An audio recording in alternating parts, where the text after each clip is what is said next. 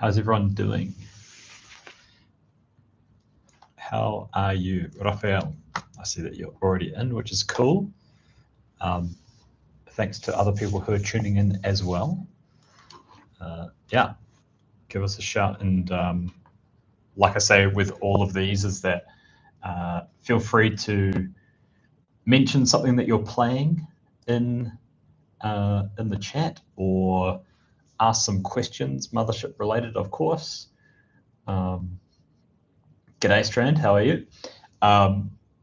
And yeah, if you have any recommendations, maybe you've come across something recently, or maybe you even want to ask for a recommendation as well. So if there's something that you're thinking about, oh, I quite like, I wonder if a module exists that is like this, then I'm sure someone might know within who's tuning in. So yeah, so today got a few things planned, but the main thing that I wanted to do, sort of in between other things, was at the moment I'm looking at just creating some like weird places, basically. So I have a campaign that is about space truckers, and I'm putting together a guide for the players. I think I'm spending way too much time on it, to be quite honest. Oh, okay. And Tomb says, yeah, that's tricky. Yeah, five players is tricky. I would say the way that I think about 5 players is that anything lower than that is much easier to handle. There is no doubt. And I don't know if you've ever been to, like, I don't know, like a dinner party with friends, or gone out for dinner with friends, and there's 5 or more than you, 5 or more of you. There's always like more than one conversation going at any one time. And so when there's 4 people participating, then it's naturally towards like one sort of topic. However, 5, there's always like, okay, now there's kind of like situations where it does make sense to, maybe this party splits for some reason, or whatever. So I would say when I've had to run with 5, I've had to be really conscious about, like, if people are like, being spontaneous and jumping in a lot, and saying, oh, and then my dude does this, like, that can get a little bit tricky. So in that case, I do try and keep note of, like, okay, well, I'm sort of like pretending I'm going around a room almost, as if it was in person, and then sort of like checking in. It's like, okay, well, what's this character doing and what's that character doing? Just so that the people playing sort of don't like drift out of the story, because it's very easy to have like 2 or 3 characters or players who are very dominant, and they enjoy talking, they like role playing, which is great. But if you do have quieter players, then yeah, you do have to be a little bit more conscious of going, okay, well, these 3 have spoken. What about this guy over here, or this person over here? So that would be my off the top of the head advice for that. With NPCs, like, if it sort of depends, like, Strand, are they sort of going along with the party all the time, or are they just like, okay, the party might encounter them? Because I would play that slightly differently. If they're just like, okay, well, they might come across them, then I would just be very, what's the right way to put this? Is that I wouldn't put in so much effort into them, because it would really depend on how the players interact with those NPCs and just be clear about what their motivation is.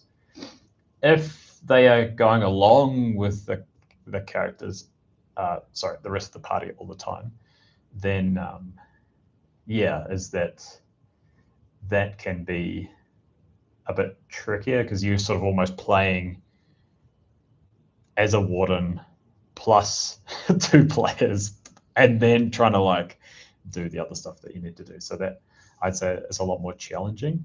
But I don't know. I've never had to sort of like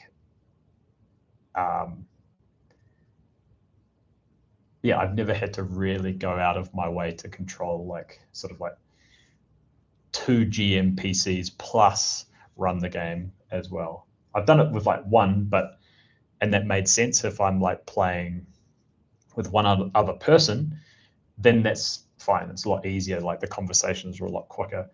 But I found that if I had, like I was a GM controlled NPC, is that I just kind of like did the GMing, and I was like, oh yeah, and the dude that I'm meant to be controlling is like following along, like just kind of like left it, unless there was like a really important aspect where it was like, okay, it makes sense for me to be like, okay, this person pushes the party along a little bit, or like reminds them, like instead of it being the warden going, oh, don't forget this, your GM PC can actually say, oh, remember that the manifesto or the crew list had these people on here.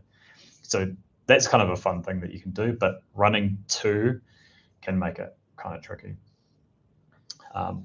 So yeah, spotlight on everyone is really important. Yeah, that's cool. Like I like that idea, Sam. And with like sharing responsibilities, that can be real, especially in a campaign. Absolutely.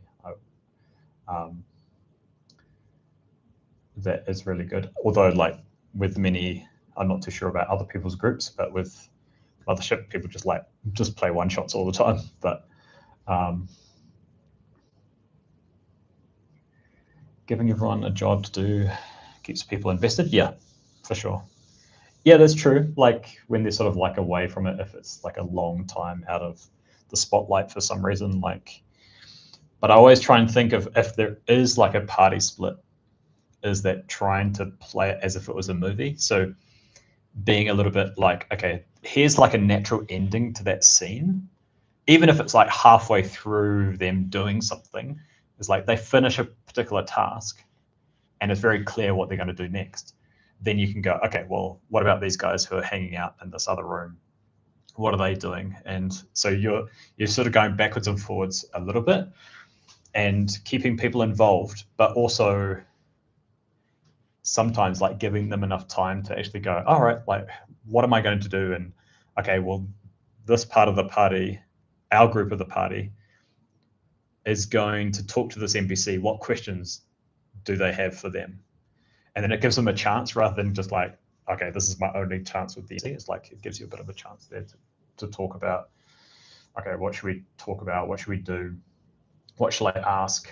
Things like that. Yeah.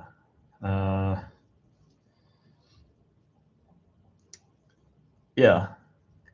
Yeah, you do have to be careful, like how long the spotlight is not on someone as well, rather than going, when is it on someone? Because if it is,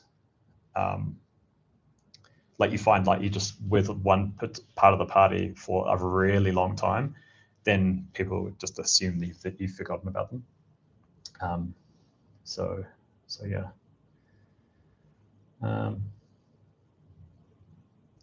My second makes sense. It's my second game, and from Bug Hunt again, the NPCs are more like live backups for potential dead characters.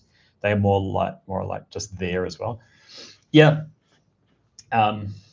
So I think with another Bug Hunt, so are you running it like as a mini series, or are you running it just like the first one again as a one shot? If it is just a one shot, the first one, then you can have people just hiding out like in the, what do they call it in that module? Like the crew quarters or barracks or whatever. Yeah, so there's places where you can kind of like, and also the guy who's sitting in the pantry as well, is that you can just like bring him to life. Basically, he's just, he hasn't eaten everything yet and starved to death. Yeah, no, it's fair. I think it's fair to be nervous and just being aware of going backwards and forwards. I think that's important, especially if the party does split. If it doesn't split and they stay together, just being aware, like going around the table. Yeah. Yeah. So when you're going backwards and forwards, like if you've got two, part A of the party and part B of the party, you do have to be aware, like Sam says, that one doesn't sort of like does like an hour's worth of things, but then this group does like 15 minutes. And it's like, oh, and then we go back to visit these guys, and it's like, okay, well, this scene hasn't really finished and it doesn't really make sense for these guys to walk in while they've only spent like 5 minutes of actually doing stuff. So yeah, that's a really good piece of advice as well. So if you do go backwards and forwards, being aware of how long you've been with one and sort of giving an idea of like, okay, well, how long would it take for them to do that thing? Especially if like they are fixing something. If they're fixing something, then you can't be like, okay, well, they finish fixing it and then they can join the crew like 10 minutes later, because usually fixing something will take, a little bit longer.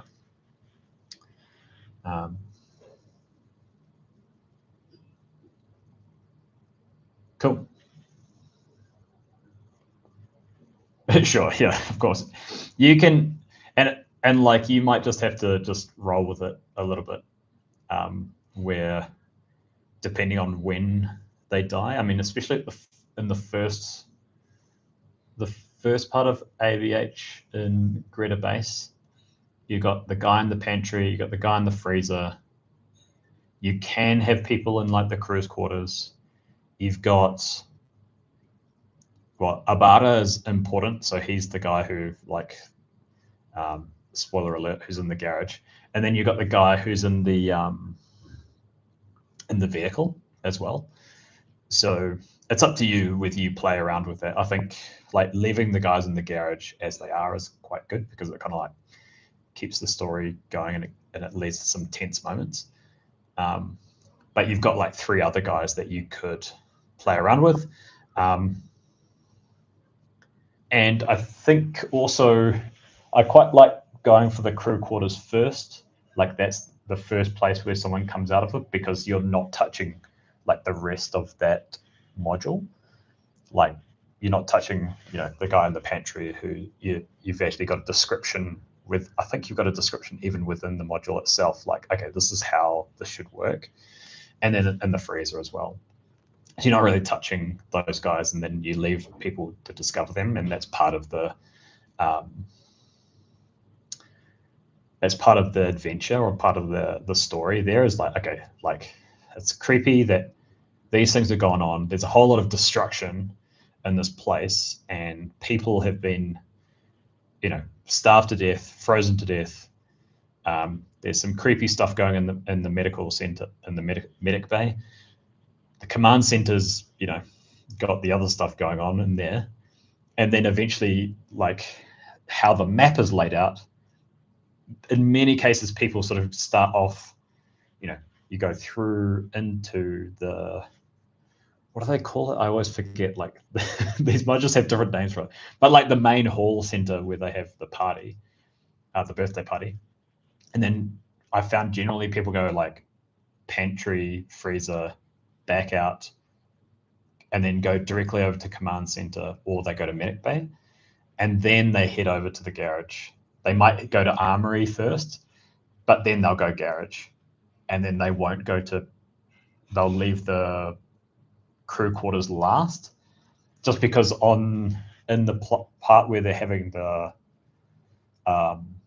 birthday party, that door is barricaded as well, if I remember rightly. So yeah. Commissary, thank you. Yeah, clearly you've been reading it like about 5 times recently. So yeah, so I think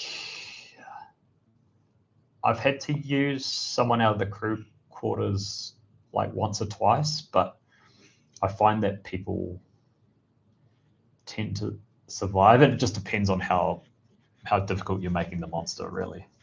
And because you're doing the whole thing, then you might not have the situation where it's like, okay, well, the session is about to end. It's a one shot, and it's like 5% from the end. People are either everyone's going to die, or someone's dying, but they're basically leaving to get on the ship, and it's like, oh, it doesn't really matter. Like that person might be like okay to like spend 10 minutes of watching the finale.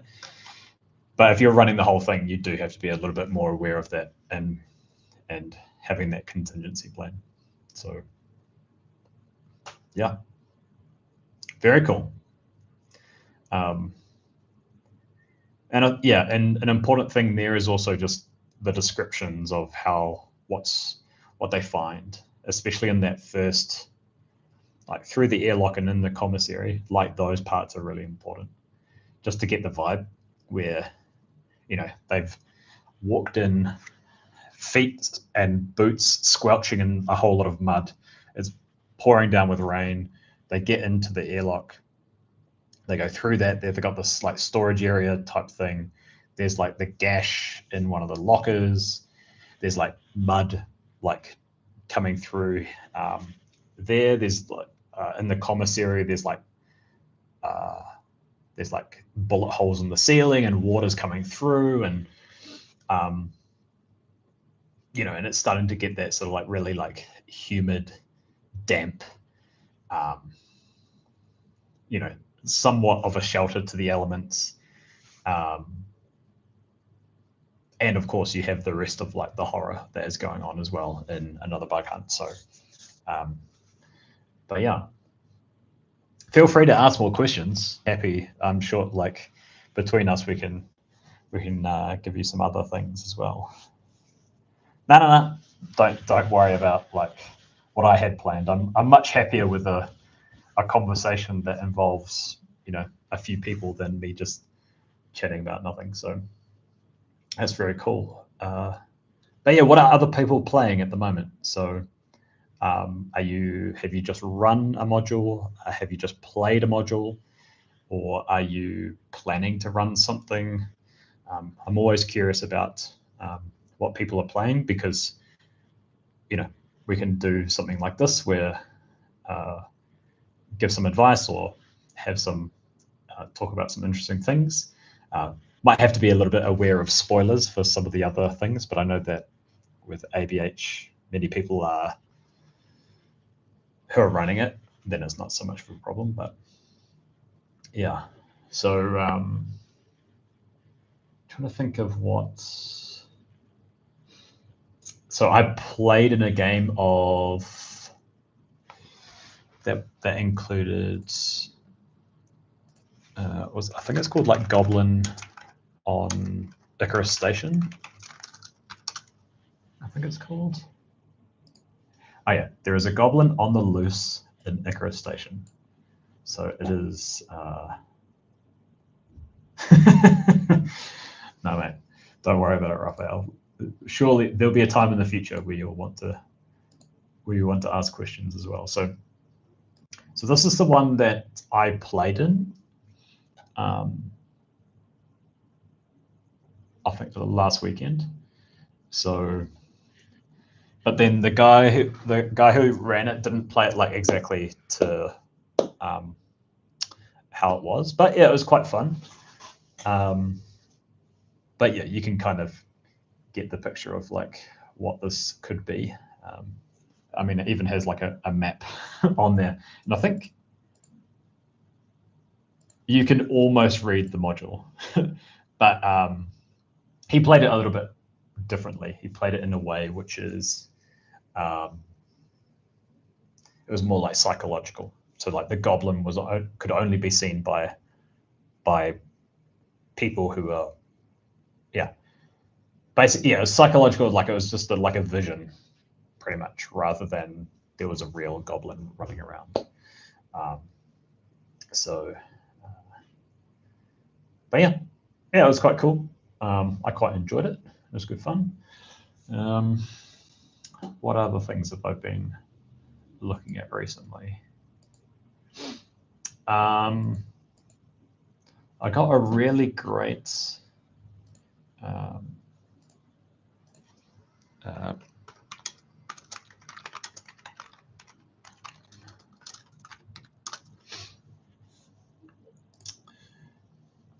I picked up this one, which is Not Enough Scoundrels, which was got space truckers, spaceships, and contraband. And this is a really cool zine. It comes with like ships and stuff, although to be honest, I haven't played around with like ship battles and things like this. However, it has these great there's some really great tables in here. So you can, it's like a table of, yeah, basically a table of moon bases and things like this, and stations that you can just roll up, which is really cool. A whole lot of like contraband. So I think in the campaign that I want to do is like have contraband as an important thing where the crew relies on that to make money, basically. And then you actually have like a table of scoundrels, which is quite fun. And there's like a few columns with like who they are, their like a physical description, motivation. I think there's like a couple of other columns as well. But yeah, this is very cool. Like perfect if you want to do some like space trucker type campaign thing. It just allowed me to like piece some things together, and yeah. And then yeah, looking at Hull Breach a lot, just because it's got some really great factions and some really weird places. And then what else have I got? And then also looking at A Pound of Flesh as well, which is like a really, I want to do that.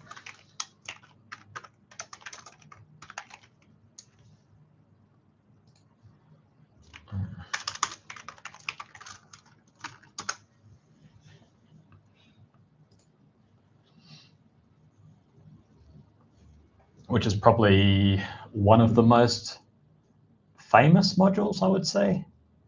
I mean, it's quite big. Like I think it's 50 pages or so. And this is where it sort of sets up this the scene for Prospero's Dream, which is this massive station that a lot of Mothership adventures have kind of like tied themselves to in some way.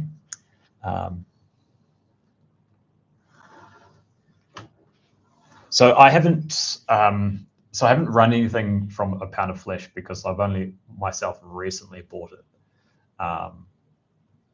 But yeah, it's amazing, like just the amount of detail and stuff like this.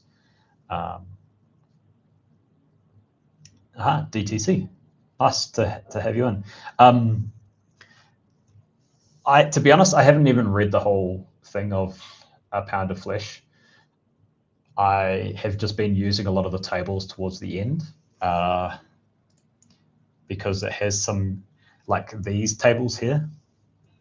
So I've been basically like rolling up some different types of stations, and there's a couple of tables further back, well, further on in this module that where it has like, I think it's like 6 or 7 columns of like, okay, if your station, if you want particular locations on the station, and it's like like the station has some military focus, then you can just like roll a D100 and it'll give you some some location like cryo chambers or something else. And yeah. Yeah. What I would say to that,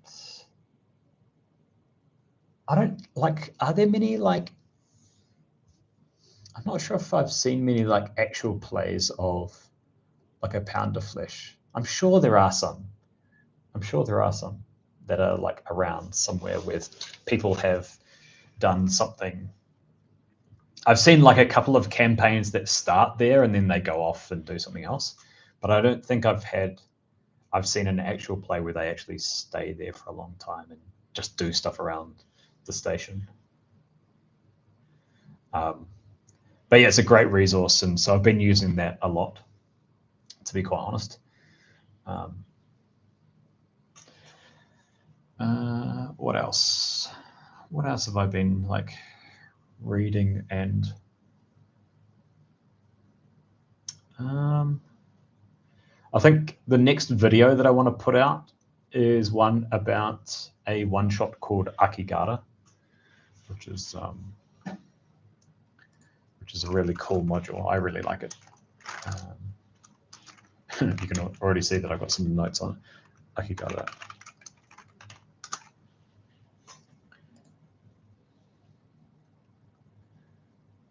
Which is this one. And yeah, it has a really cool idea.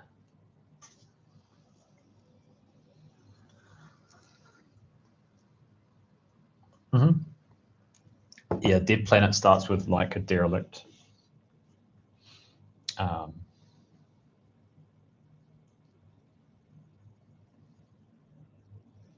But yeah, I don't have Dead Planet. So so salvage rights and managing the expendables, are these like missions or are these like just like aspects of Dead Planet? But yeah, in terms of, you're saying that like prepping for it can be quite daunting. I think like a good place to start is like, you can start with running something that is like a small part of it. So I know that there's been like a couple of modules that are actually centered on there. Like there's one, what is it called? There's one really fun one that I saw that is about like a restaurant. It's like a dumpling restaurant or something like this, which is kind of crazy. I think it's this one.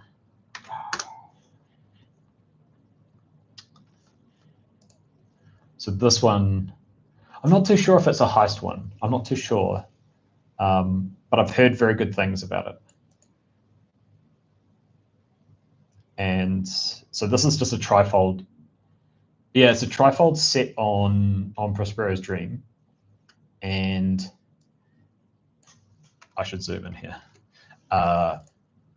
Serves homemade dim sum, and customers agree head chef Uncle Bao makes the best soup dumplings on the side of the Milky Way. But yeah, so you can kind of get a bit of an idea from this description what might be going on. Yeah, yeah. This particular question itself is probably a good idea. But at least that way you can kind of like, playing a particular module that's set there is that you can go, okay, well, these are the things that I need to know to run a session that is set on Prospero's Dream. You probably have some license with this particular module. Like, okay, well, how does it start? Why is this group together on Prospero's Dream that are coming into contact with this particular like restaurant? Like, why does that even happen? And then of course, like how that finishes. But yeah, I've only heard good things. I haven't read it myself. I actually gave this to one of the like over Christmas and New Year. I gave I have like a group of players, and I gave them some trifolds for like Christmas, New Year, and I was like, okay, we all are running some different things, and we're running like people just put up their hand. Sorry, I apologize. Well, I'm not too sure if do you want to learn how the mincemeat is made? I'm not too sure if that should be making you hungry though, Sam. But I would say like DTC is that is one way that you can kind of like dip your toes into a pound of flesh, and where you just like run like a one shot on a pound of flesh as the setting, Prospero's Dream is the setting, and you just run a one shot and then just see like how that goes and how it might tie into other things and go from there, rather than trying to go, okay, I'm going to do this big like sandbox campaign thing just from reading 50 pages. Some people might be very comfortable with that, but I know that I wouldn't be. I know that I would have to do like a lot of, it would require a lot of work for me to get to that point, and a lot of notes, and that would take a long time. But if you're anxious like just to play something that is in that setting, then that could be a suggestion for you, where it's like, okay, well, I'll just try this out and just play something that's in this place. So yeah. What about other people? What are other people playing?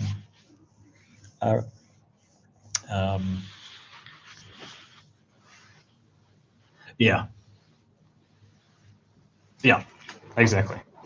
Yeah, that's right. Like, yeah, yeah, that's right. I forgot about that, because there are a lot of moving parts, and especially if you're sort of doing it like a day in the life of this character or these characters, and you have to, come into contact with all of these different things, then yeah, you do have to be sort of aware. It's like going through this big list of like, okay, have they paid the tax? Have they done this? Have they come into contact with this? Are they, is this other faction doing something? Yeah. So yeah. Oh, yeah, campaign off week. Okay, cool, nice. So nothing. So are you running the campaign, or are you playing in the campaign, Sam?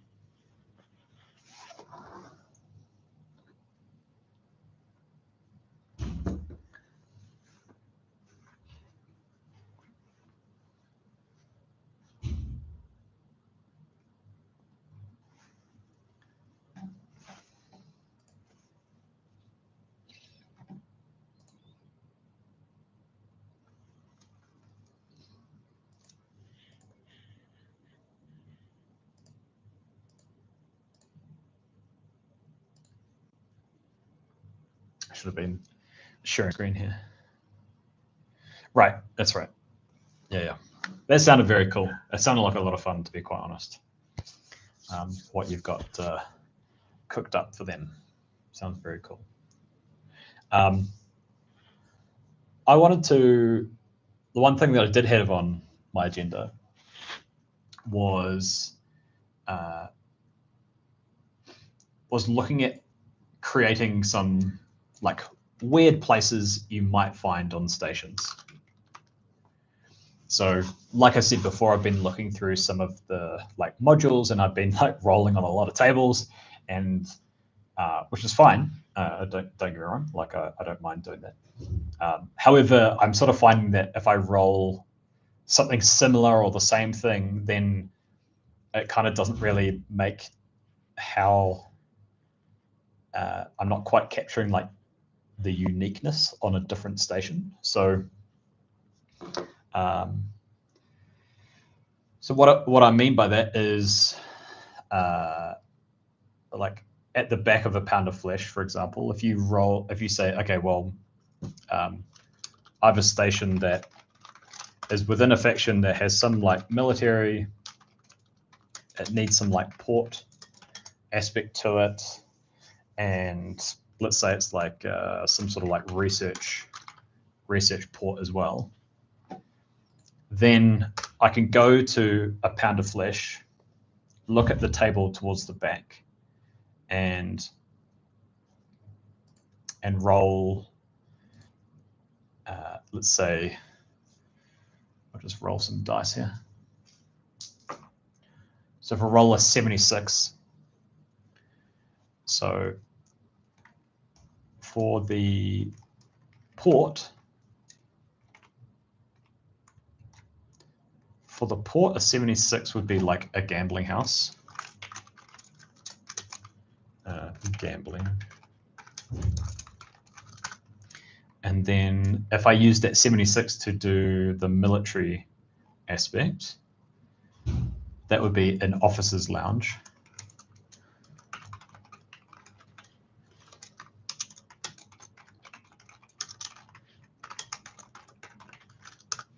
And then the research part, 76 is down here. It's like,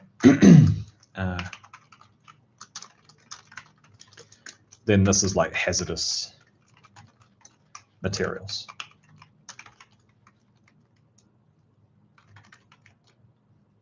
So I think the challenge that I'm finding is that, I can create like a few like interesting gambling houses. Like they're pretty easy to make interesting, but like an officer's lounge, because I'm creating this a guide essentially, and I don't see like an officer's lounge going into a guidebook for space truckers, because they wouldn't really care about military aspects. Well, they wouldn't care about military officers' lounges. Of course, like I can sort of play with what the lounge is, of course. But over time, like if I keep rolling these same things, I'm sort of going, this is kind of feeling very samey, So I was wondering whether maybe there was like some rooms or some particular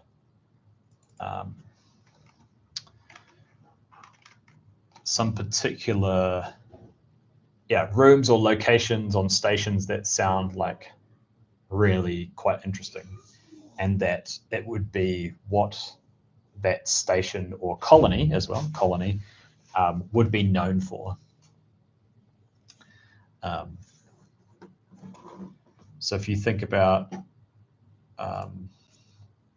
like I've got like an agricultural colony, for example, and the agricultural colony has like a farm in it, and it's things like this, and that would be something that might be in a guidebook for space truckers.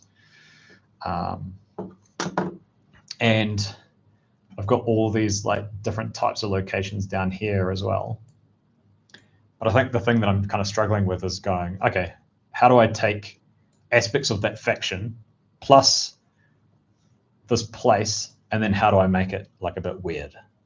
Like, how do I make it like, oh, this kind of sounds interesting?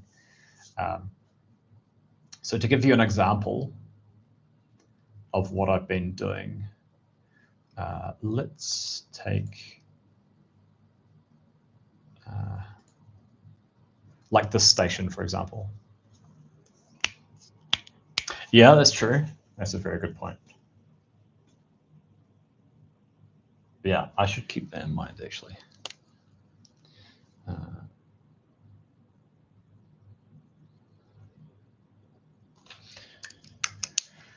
So what I have been developing is this like this space trucker's guide, and it has a forward from like the like a forward, like, okay, well, here's a message from the boss that you're now part of this co-op of space truckers, and here are some like unwritten rules, although they're written, and then how to read this guide, and then for each colony there is like some colony or station, there is like obviously its name, a description of it, and then here are some parts of that.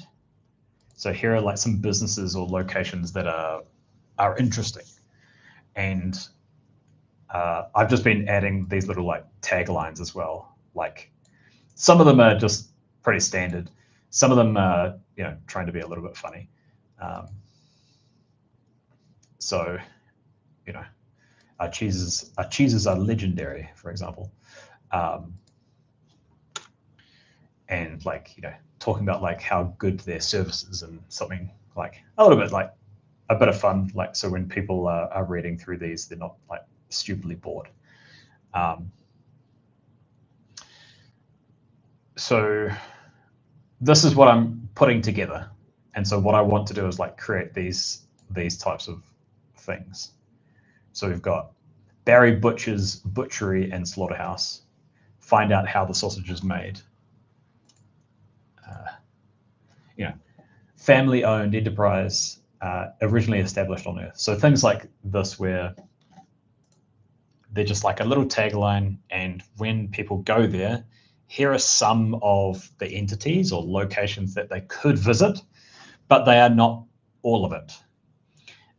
And also there are some places that like details are very skint, like there's hardly any details. And then on other places they are like there's just heaps. That's probably, no, there's a better example, I think, up here maybe. Yeah. So this one has like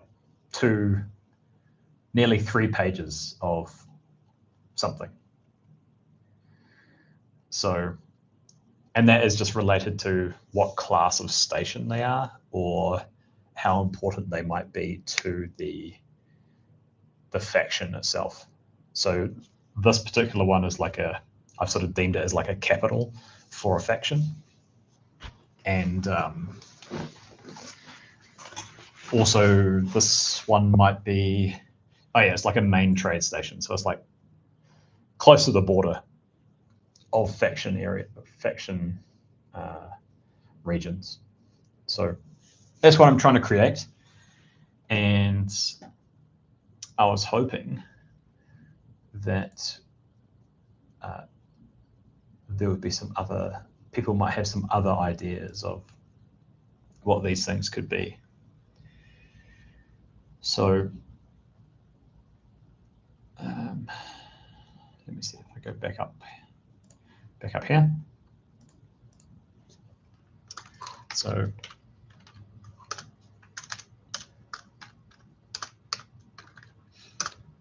I guess one place to start, which is always a bit of fun, is like a churchy, religious faction.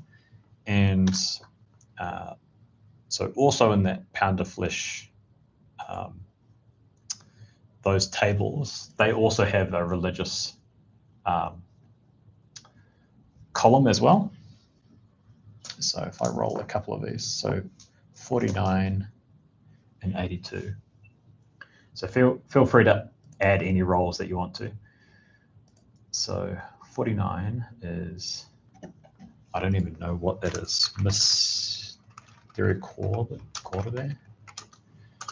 And 82 was Chinjusha. I do not know what this is either.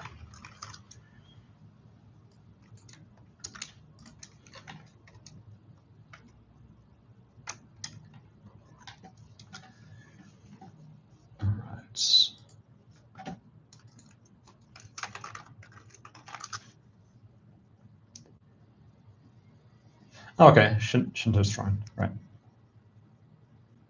Okay, so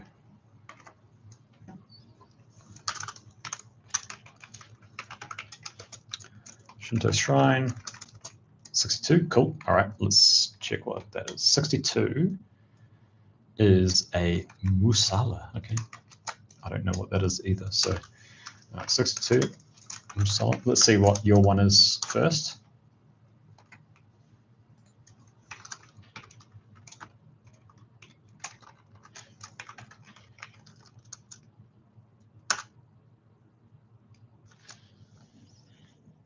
Okay.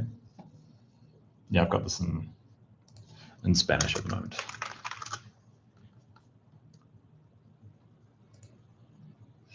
Open space outside a mosque that is mainly for praying.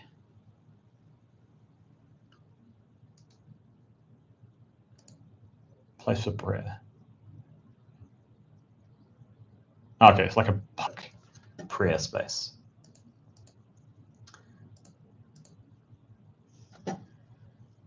Okay, cool. Nice. Okay, so both of these are kind of lending me towards, are putting me towards, prayer space. So Shinto Shrine, to me, this is kind of saying like within a botanical garden of some kind.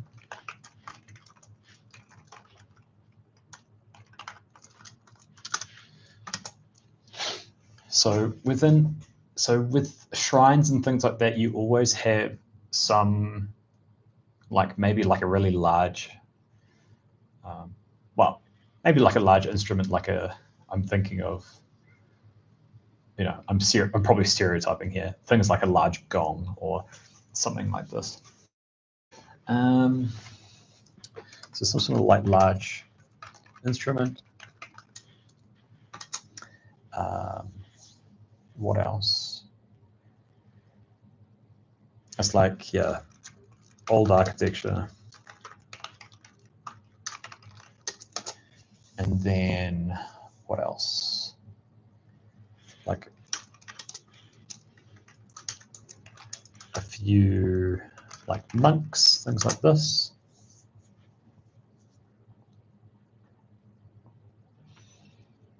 Okay, so a thing that I quite like to do is just like completely like flip this on its head and just do the exact opposite. So within a botanical garden, I guess the opposite would be in like a grungy industrial area. There are maybe tiny instruments or many. Very modern, futuristic.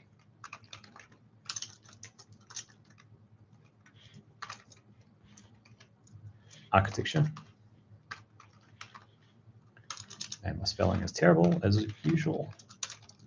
And then like tons of people.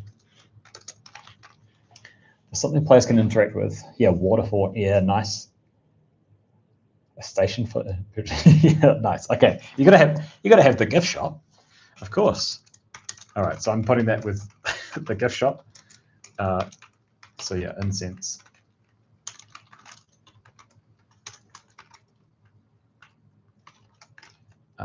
Incense. Yeah, some sort of like water washing.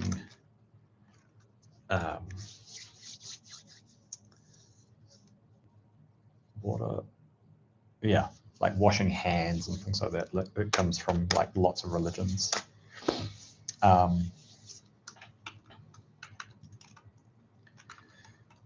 Tons of people. What else?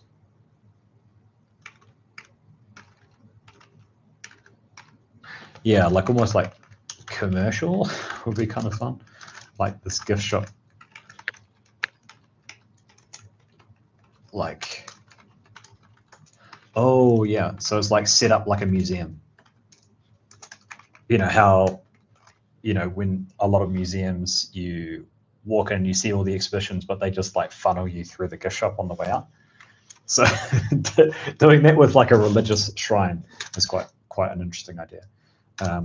Set up like a museum where followers, visitors are funneled through a gift shop.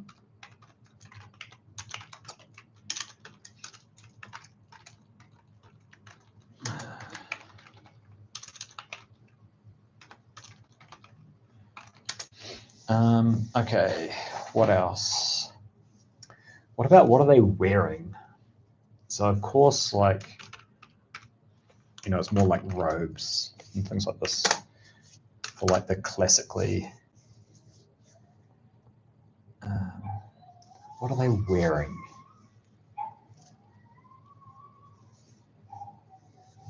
Oh, Chongqing. Okay, I should check this out.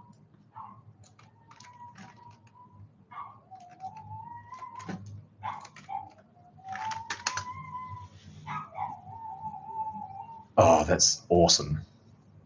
Yeah. That's cool, man. Have you visited this place or something? How did you know about this place? That place looks insane.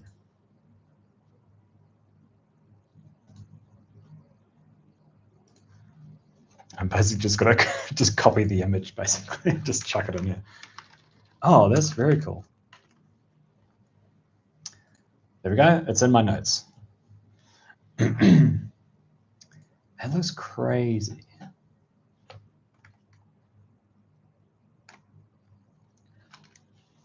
So let me see. They've got it in like this sort of like plaza area with like shopping mall on one side.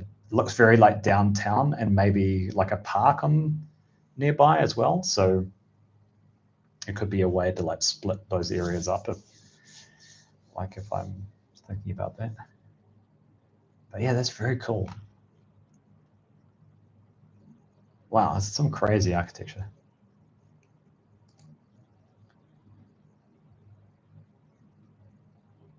That is awesome. Very cool building. Right, yeah. I was sort of like doing a bit of guesswork with my sort of like urban design and things going on here. Man, that's cool. That's a really cool place. That's nuts. Okay, so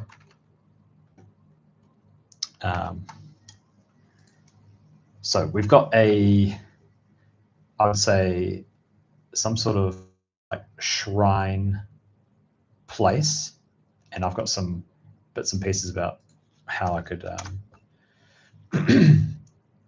how I could describe it. So a musala, like from what I could pick up, a prayer space in a garden or other place. So I think it was also like mentioned like airport,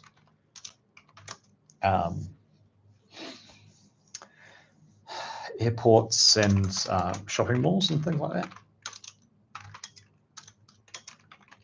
This kind of like reminds me of a long time ago when I was flying through Hong Kong from like New Zealand to London. I remember this room, and it wasn't a prayer room. It was actually a room for like smoking. So people were smoking indoors, but basically this room that was maybe, I don't know, like 5 meters by 8 meters, so 15 feet by 24 feet, something like this. It was just this box in the middle of the airport, in the area where you'd be waiting for a flight, and there was just like 50 people just smoking in there. So it's like I'm sort of but the thing that is springing to mind here is more, it was like a fishbowl almost, so you could just see right into it. Fishbowl glass. That was kind of crazy. What else? So there was one photo that I saw, like had some sort of like gazebo. You'd have like prayer mats. You might have like speakers for for the actual for the prayers themselves. What else? But I imagine you could put these in different places.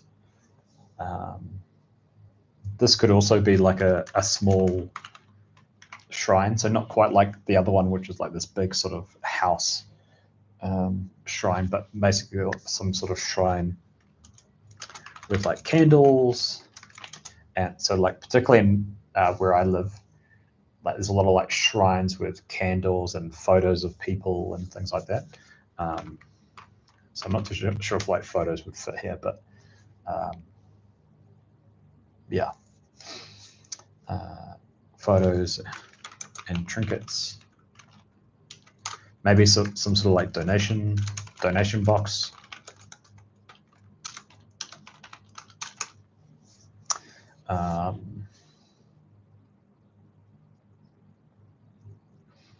I do like that building because the faction that I'm thinking of for like religion, a lot of it like, you know, unity all the time, and a lot of people have sort of like this apathy towards that.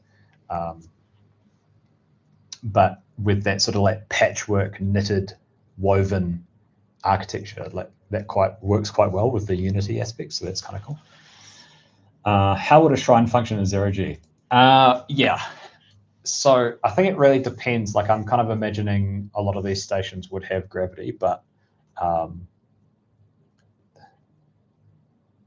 creator. Ooh, okay. Okay, I will put that on the list.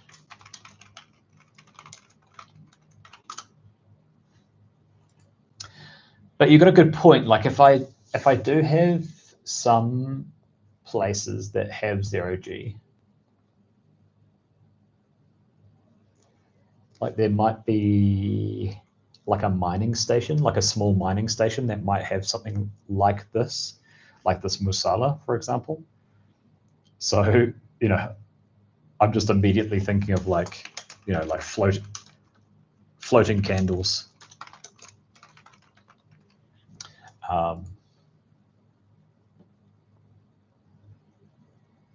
Okay. I've never heard of the creator. Or have I? I don't think I have. But I should check that out. That looks quite cool.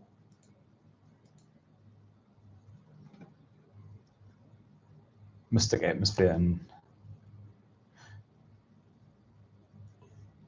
that's cool.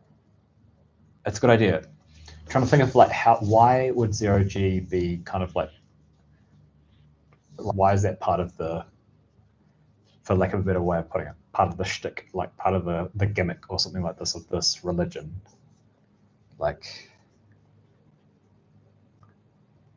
maybe it could be something that they don't believe in, like artificial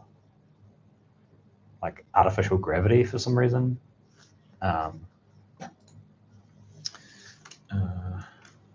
Or they don't believe in using it. So maybe it's just like turned off in that section of the of the station, colony, whatever it might be.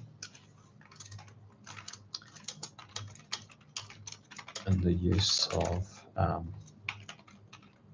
artificial gravity.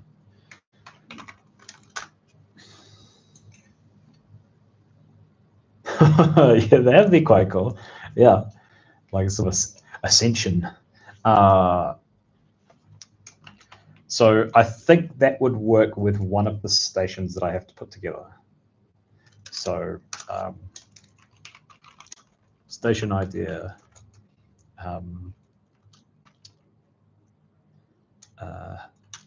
Center of a spin station, and yeah, things like float or whatever. Like there's some just like weird gravity in the middle there. Yep, I quite like that. I think I will need something like that because one of the factions, like I said, is more religious, and I have to come up with some sort of like capital for where it is. So, and a lot of the capitals in this sort of sector, a lot of them are stations, but then it doesn't have. But then there are colonies, but generally I've saved them for like smaller ports, for lack of a better way of putting it. So they have a particular purpose, and that works in with the planet that they're on. And then when it doesn't really fit. So, like for example, to have a capital that's on a planet, then all of a sudden you're saying like, this place is probably like huge as well. And I much prefer just having a station with that idea, because it just confines you a little bit as well. Whereas like some of the other things were like for maybe mining or farming or something like this, then okay, well they've got like a planet for whatever reason. But yeah, no, I definitely need something like that. All right, I have to figure out what this is. So this misery, I don't even know how to pronounce that, to be honest.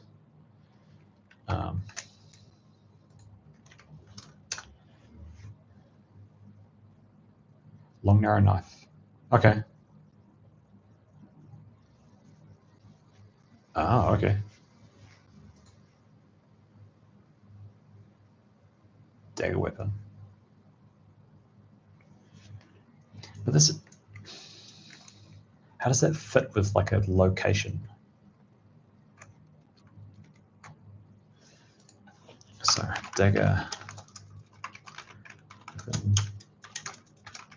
used to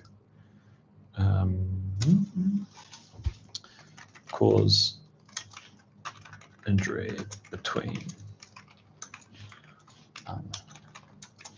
armor plates. Yeah, but I don't. The thing, like, I understand that part, but I'm wondering why this is in a table of like space station locations. Why is there like a dagger?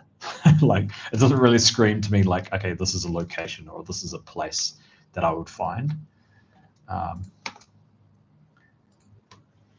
Maybe it's in here. No, that's a part of like it's part of like a church, but that has a different spelling.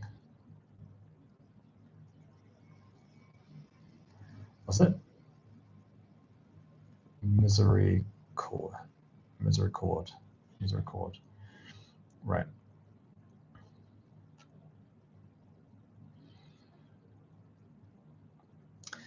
Yeah, maybe there is something that I could create from that where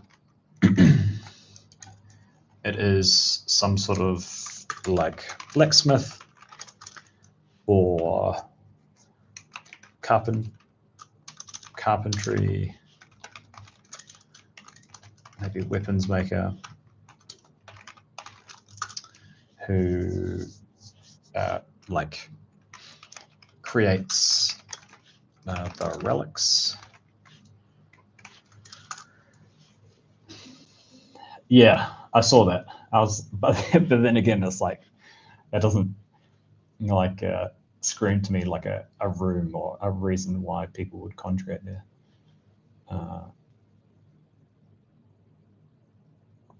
But however, it could be like a place where something, where something is hidden, right?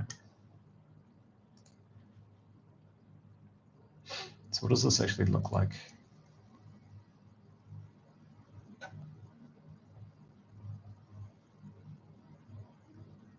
A mercy seat. Okay. Shelf on the underside of a hinged folding seat. When the seat is folded up, it's intended to act as a ledge of support for a person leaning against it. Oh, I see. Right, so this is it here, so then it folds down.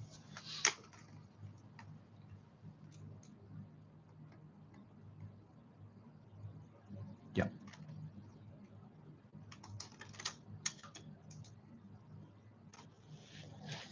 Huh. That's kind of crazy.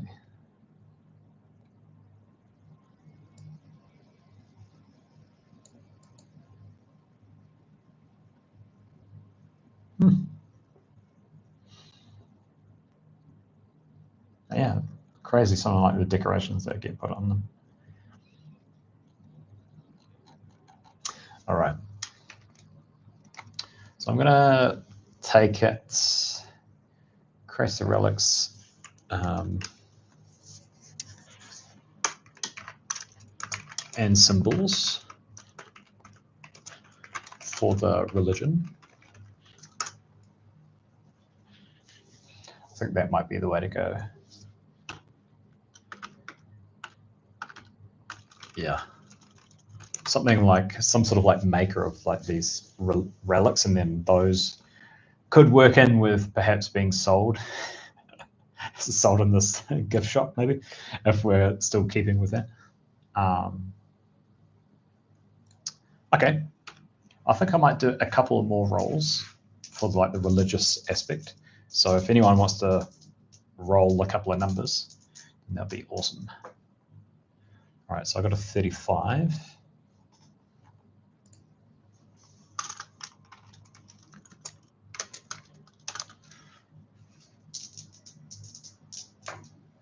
Uh, 67. And if there's a repeat, we can always roll something else. Okay, so 35 is kitchens. 67 is a minaret.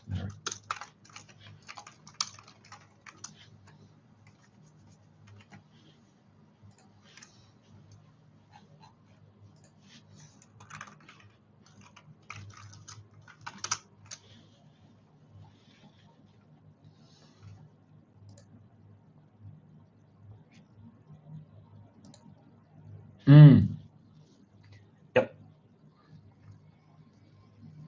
Based on China. Okay, the press box, right. Yeah, I've been thinking about like some different symbols for unity, like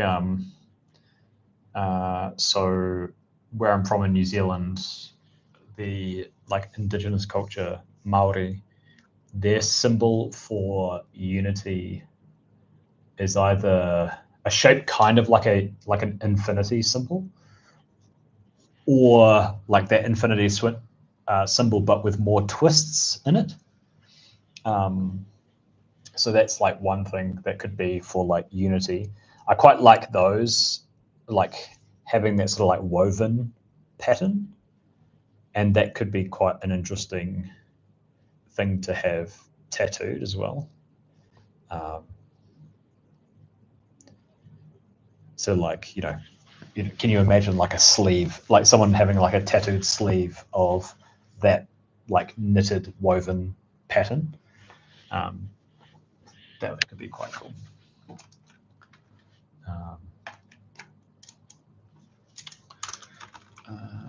I'll put this back up here. So followers have woven, I'll put this in quick speech bubbles. It's a woven pattern tattooed. How weird have we gotten? We have got a little bit weird. So we rolled some things, and I've just been looking at the pound of flesh tables in the religious column, because I always find that's kind of a nice thing to get the creative juices flowing, to get some weird religious stuff going. So we rolled a few things on the table, one being this Chinjusha, which is a Shinto shrine. Then we also rolled, so I think this was Sam. Yeah, Sam rolled Musala, which is like a prayer space in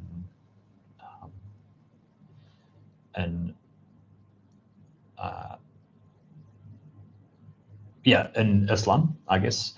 And then we've also got this thing that was kind of hard to interpret, which is this misericord, which it could be a couple of things. One was a dagger. One was this like folding seat or pew in a church. But I kind of struggled to figure out that as a location. So the idea that I got out from that was some sort of like blacksmith, carpentry, weapons maker who creates the relics and symbols for the religion. And then the shrine, Sam had visited this really cool, what did you say this was? It was the Chongqing art gallery. And it has this like woven aspect, which is kind of cool. And one of the parts of the faction that I'd already thought about was that their thing is like unity, but kind of doing it unity to like the nth degree where they're like almost aggressive about it. And they're sort of like fighting, apathy from people who don't really care about their message. And then Sam mentioned about this idea of like having it like tattooed, like some sort of unique tattoo, and having this woven pattern being like tattooed on like a sleeve on their arm or something would be quite cool. Another thing to think about the secular of the church is that the church plays on the station. Maybe the service mediator. Yeah. So at this point, how I'm kind of thinking about this particular faction. So I have a map of like a ton of stations. So this is where it's like getting out of hand, to be quite honest. So I have a map that is like this. And so what I'm trying to do is like the religious faction has one of these areas, but I'm also trying to like sprinkle them in other parts, like where, for example, like a C-class port, which is considered as a sort of like run down out of the way outpost, or on like B-class ports, so like blue collar industrial type ports, is that you will find some like shrines or charity shops or things like this where they will exist. But then on like capitals, so for example, like on A-class ports, you won't find them if it's not from their faction area. So they're like slowly trying to like, they've made an effort to be like, do like missionary type work and go to these places that are, not very big, but they might have like a bit of influence over. So that's what I'm trying to do at the moment. And with these locations and this like sort of ideas is trying to go, okay, well, how does this manifest in different places? So what I'm seeing is that,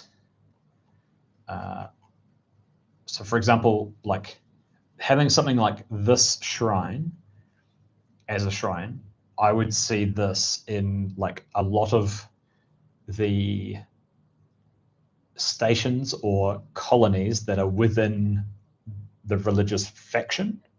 And then these smaller places, like the shrines, not necessarily like the spin station idea, but having these like smaller shrines in other places, like just putting them around and making them a little bit different would be fun to place within those other faction regions where they don't have direct control.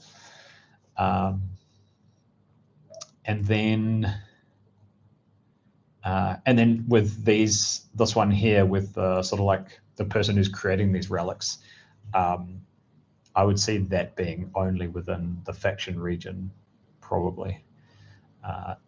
But then with this, the idea is that with that faction is that they're trying to gain influence, and they've tried to do this missionary type work, but it clearly isn't working for them. So I'm hoping a thread of that story can be like, okay, well, to what extent are they going to try and get influence?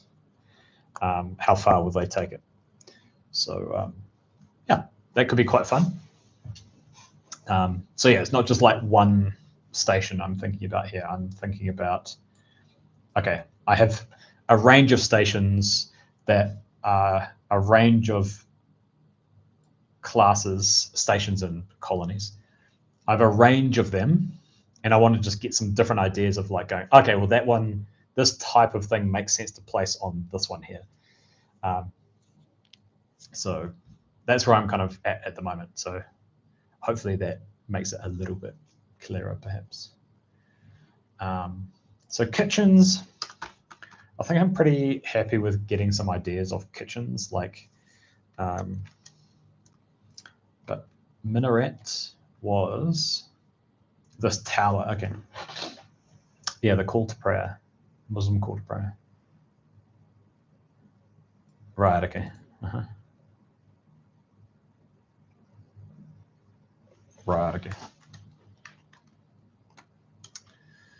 So tower that plays the call to prayer. So these are usually like big landmarks.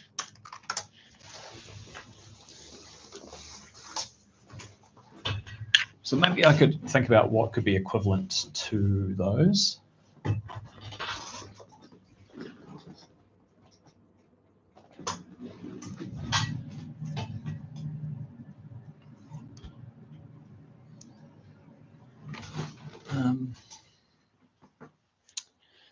All right, let's read that a little bit more.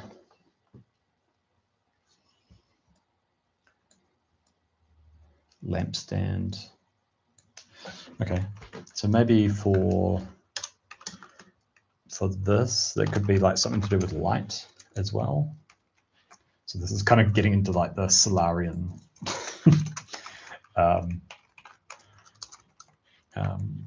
religion that is also appears in some, like, I think in A Pound of Flesh, I think. Place of light. Yeah, sign, show where one should go. Okay. Routine with prayers.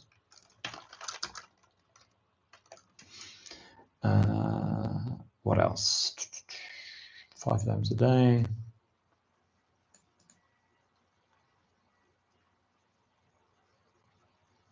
Oh, okay. Like direction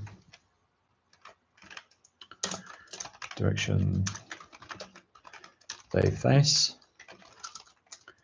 Maybe like some sort of unique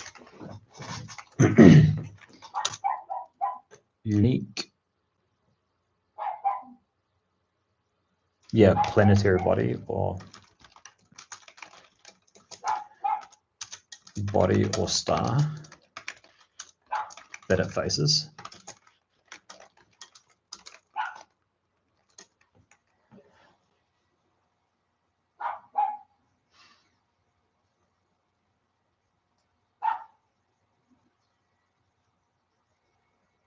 Right, so the size is important. Also, the design was important as well.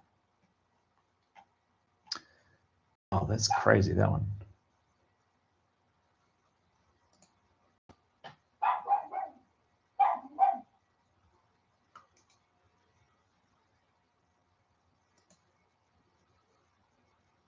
I quite like that idea.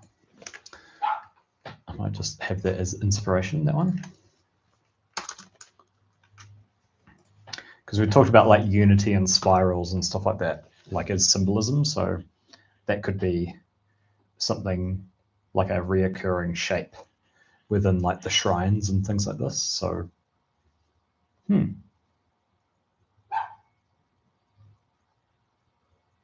maybe that spinning station could also have this shape, perhaps, like almost like have two of them like end on end. So you have like the fin at the end and you have these spirals coming together. That would be nuts.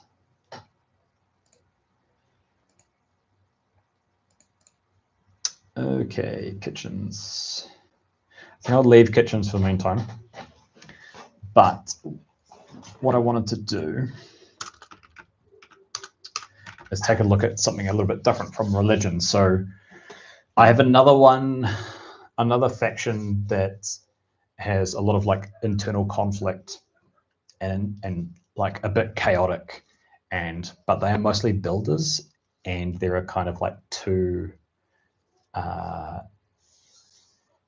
sects to their faction that are kind of like fighting for a bit of power and control, and also other factions are kind of like supporting one side or the other, sort of feeding the chaos, I think, as well.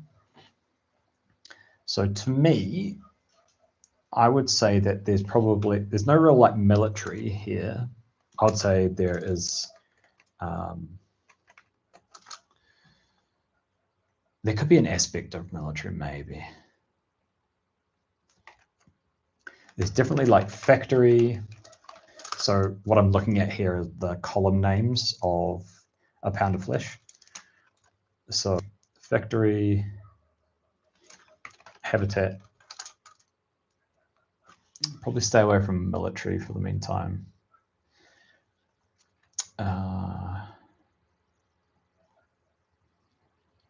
Maybe there is like a prison aspect of like they're trying to lock up people who they're trying to keep under wraps or keep quiet, perhaps. People who are sort of like spying on either side, perhaps.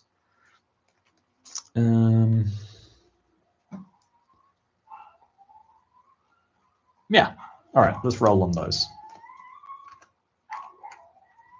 So I'm going to roll a few times. So if you want to throw in some numbers, then you're very welcome to. It's always very, very useful. So I'll probably end up using about 5 or 6 or 7 rolls, perhaps. So I'll roll a couple myself. 77 and 98. Okay, so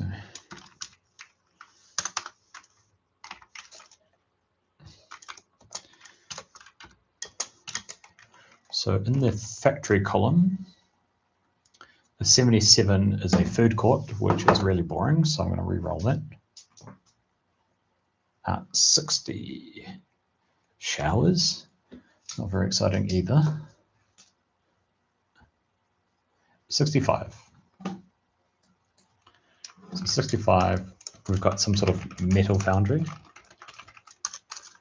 And then 98 was holding cells, okay.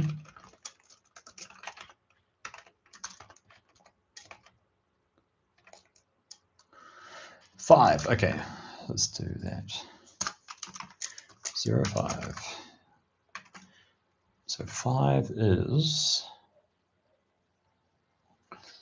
so on the factory one, it is a shipping warehouse, which makes sense with the building materials.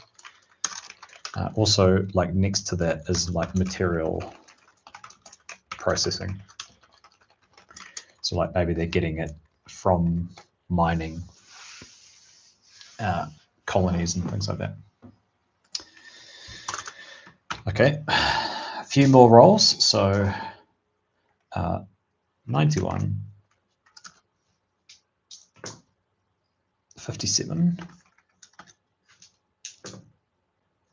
19, yeah, feel free to throw some more in if you like. 6, 25, and 19. Though, it's a different column. So, okay, so habitat with 91 is a brig.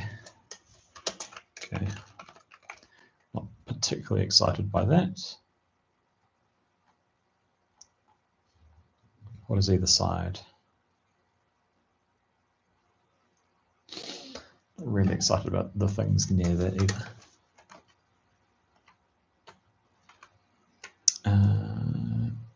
57. Library Research Lab. Okay, that sounds kind of a little more interesting.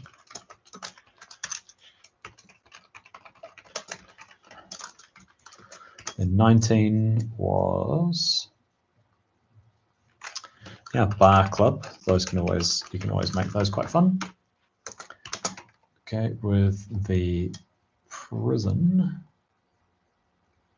we've got a 6. So admin officers. Okay, well that's stupidly boring. 32, isolation chambers.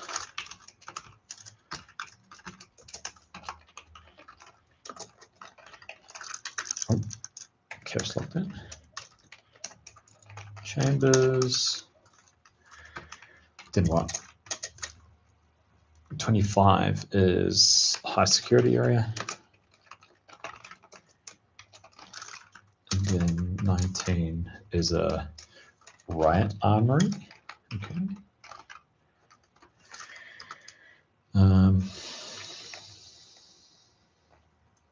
Okay. I'm particularly excited about this break.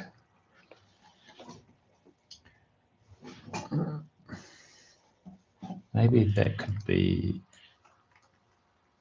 92 is a power station. So that could be kind of interesting. And then, what are some weird ones that they got in the prison? Scrapyard. Ooh, I like this. Reprogramming facility. Okay, cool. All right. So have a faction that is kind of like chaotic, a lot of internal fighting, but the main idea is like constructing stations and ships and things like this. So in terms of like metal foundry, it could be something that is works with like the material processing.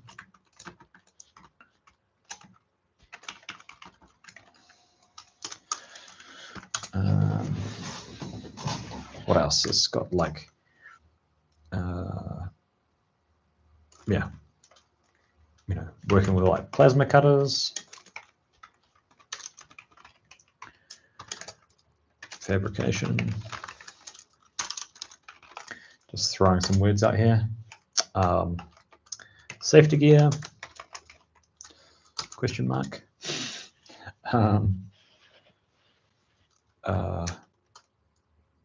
Small,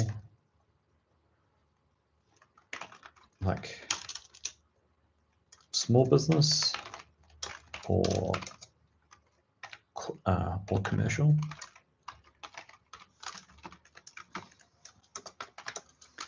Big and commercial. What else is going on here?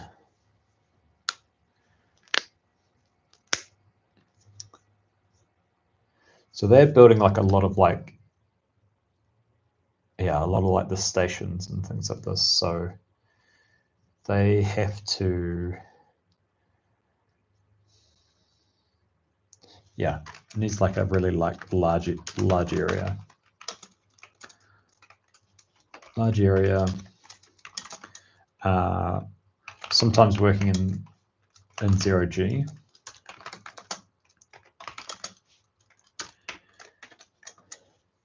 as when they're like attaching parts of it, going from like their hangar fabrication area, taking it out and actually attaching it to the larger structure that they're building.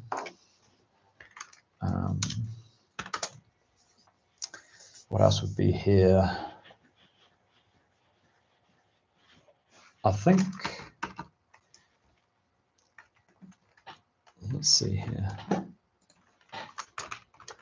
What other things does a metal foundry have?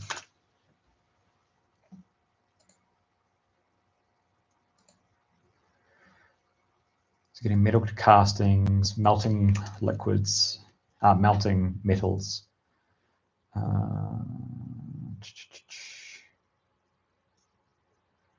Yeah, okay.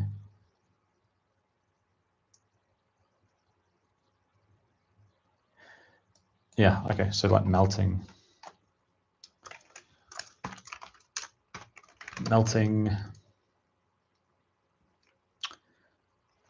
scrap and using it. So material processing, I would say like, yeah, buying scrap and selling to the metal foundry.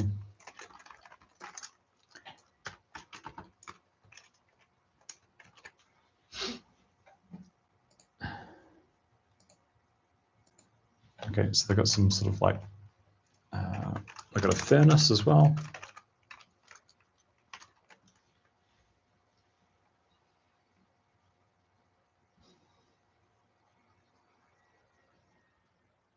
Mm-hmm.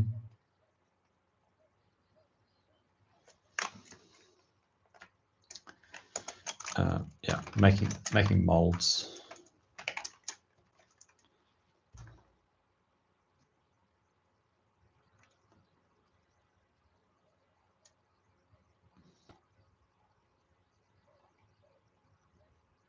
Okay, cool.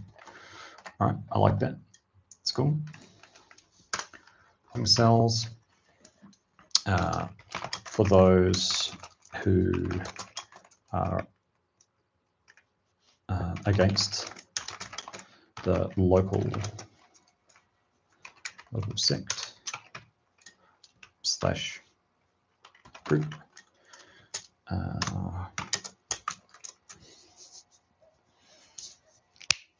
Let me see, like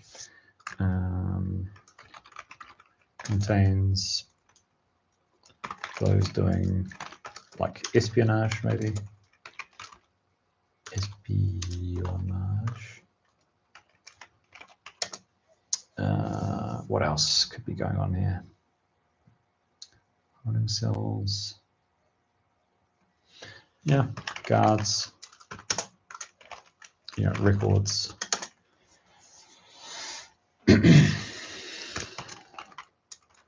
Bribes.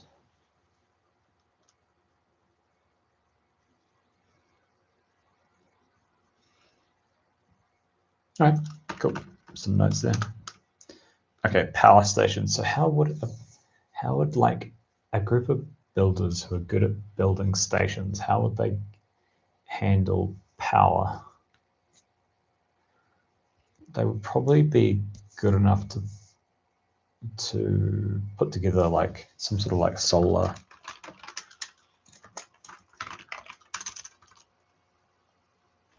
harvesting.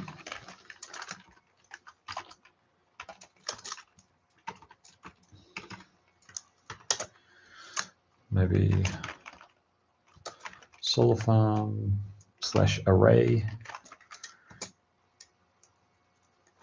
off the station. What else would be here? I think so. This could be like a whole lot of like maybe mirrors to concentrate the light.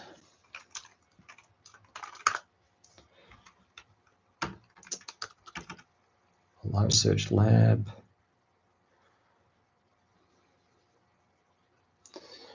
On the place like this could be like, yeah, like plans, blueprints.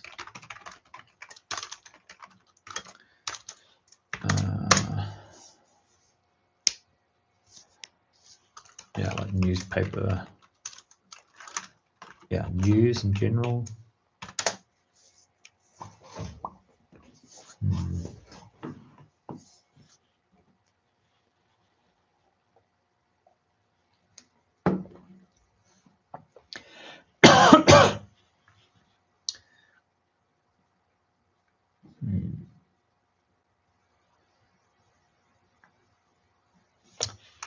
Yeah, like an architectural.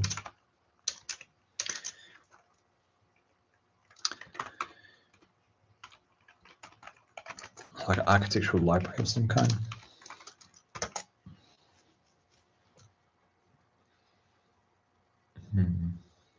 What else?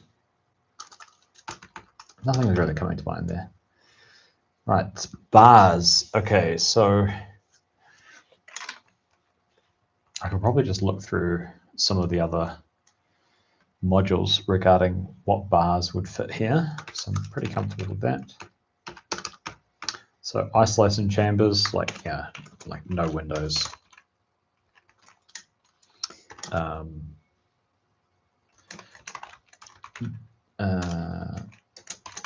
Prisoners deemed high risk for some reason.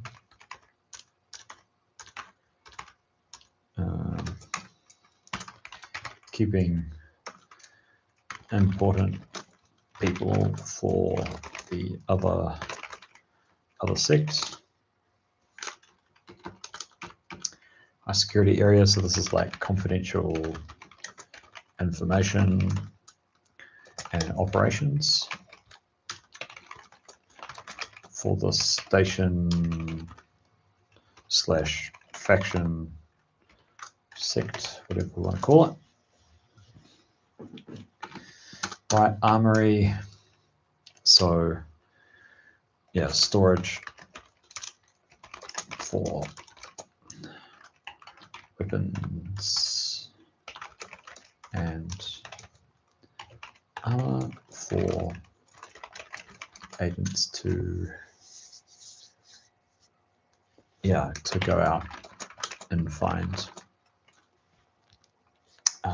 targets who may be spying on them. Reprogramming facility. I guess like this be for like androids and people. I'm not too sure how this works.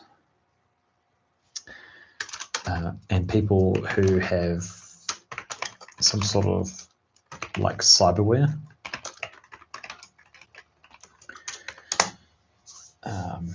Could be a way of like, what do you call it?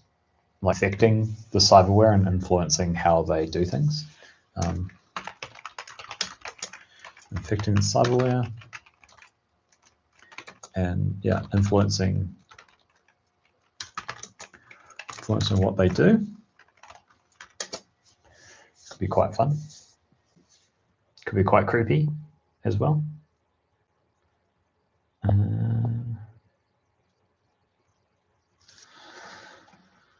Yeah. Okay. Got plenty there for that. Now, I think this one will be quite fun. So we've got like a protect nature preserving, purity observe scientific kind of faction. So to me, this sort of says like something equivalent of like national parks. And so life, however that looks like, is left alone and untouched. So particularly if this is like some sort of like alien colony of some kind.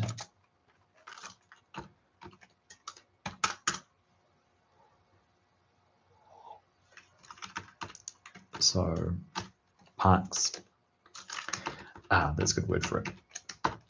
Some sort of like sanctuary.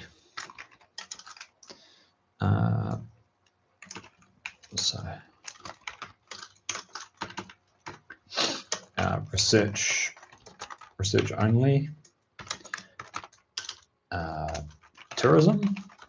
Question mark.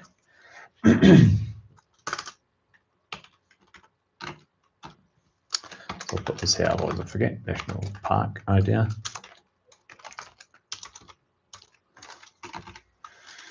Okay, what else would be like protecting nature? What other things would they have?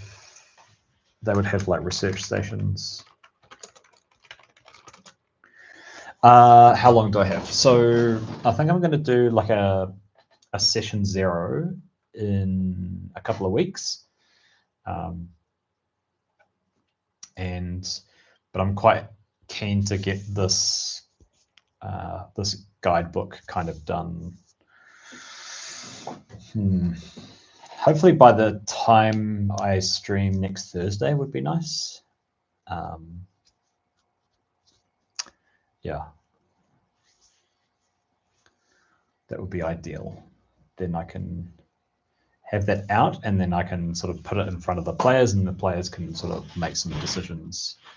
But yeah, lovely, dark, and deep would be good inspiration.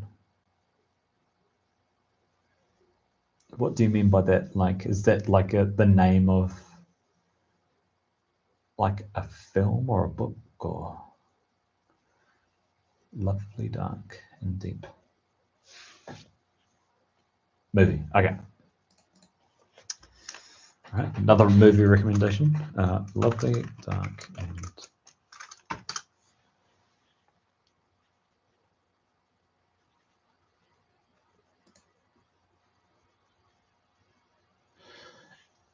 the film follows Lennon, a backcountry ranger, hoping to uncover the origins of a tragedy that haunted her since her childhood. Begins her new job at a national park where people have gone missing. Okay. Sounds kind of interesting. Yeah, nice. Yeah, I was kind of thinking about this because I'm not sure if people are aware, but yeah, in New Zealand, we do have a lot of national parks, and a lot of those national parks are just like, not quite like left alone, but they're pretty much like, they try and make them as untouched as possible. And so what I wanted to do is go, okay, well, how about like a sort of putting that on like a faction, having that like a faction having those values, and then doing that where, okay, well, there are these alien worlds, but of course what happens in New Zealand is that like if we do, there's always this tension with, okay, should we be doing like mining, or should we be just leaving nature do its thing and just leave it alone? And there's always this tension, and it would be kind of interesting if, like, you know, a faction is trying to do things behind this one's back, where it's just like, or even like this faction has actually cut a deal with another faction that, okay, well, we've allowed them to do it, but we're kind of hiding that from everyone else. So like secret mining operations.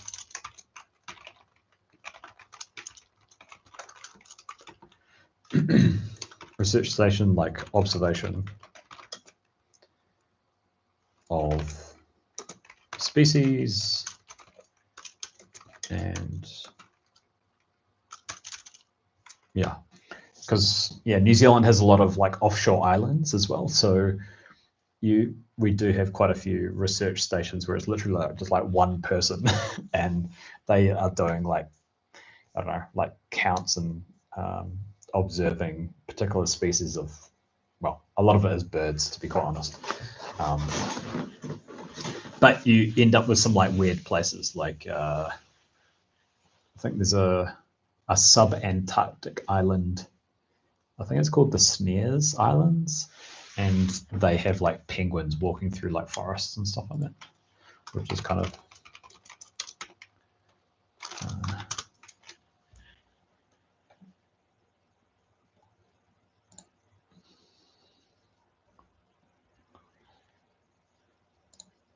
yeah, you have like the penguins roosting on the coast, but then they would go into the forest, I think, to I'm not too sure. Maybe there's no photos of it here, but I think there's also seals. Is that right?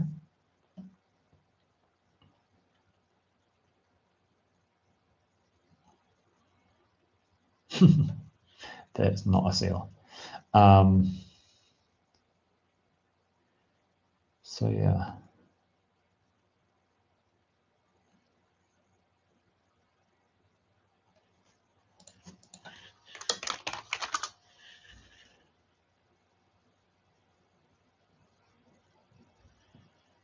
It's not a good photo. Maybe I'm thinking of, oh, there we go. You have like penguins in the forest, for example, which is kind of crazy. Don't really associate penguins with forests at all. So, but yeah, so a lot of, we have it's quite a good name as well, of like a government department called the Department of Conservation. And so, yeah, they do a lot of this type of work, like protecting native species and other species in New Zealand, and trying to keeping the not responsible for the environment as a whole, but in environment in like protected areas. So national parks and a lot of these places are like that as well. So these, I'm not too sure if it's counted as like a national park per se, but you know, these are just like sanctuaries and like they're just left alone. So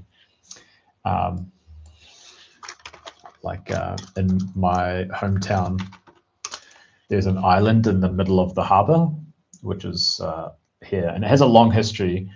But at the moment, the Department of Conservation is responsible for looking after it, and there are quite a few like bird colonies and stuff like that on it. And so when you arrive, you can actually, oh, that's not going to be big enough. Oh, maybe. So yeah, so you arrive at this little ferry jetty, and then everyone has to go through like a, what would you call it? Once you land there, you have to go through this briefing, basically, and it's just telling you like, don't check your bags for any like rats, mice, seeds, things like this, so that you don't bring them to the island and, you know, ruin the environment there.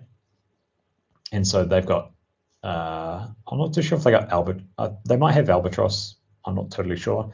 Definitely got some different types of like seabirds, and also at the this would be like the southern end. There's like some fur seals and stuff like that as well.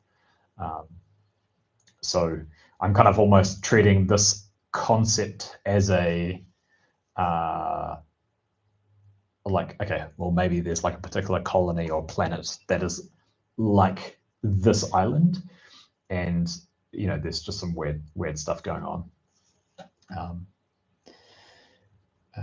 But yeah, you're right. It is a very weird picture, seeing something like a penguin in a forest. It's like kind of crazy. But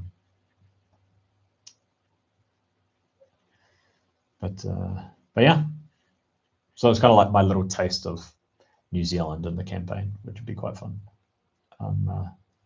looking forward to that aspect of it.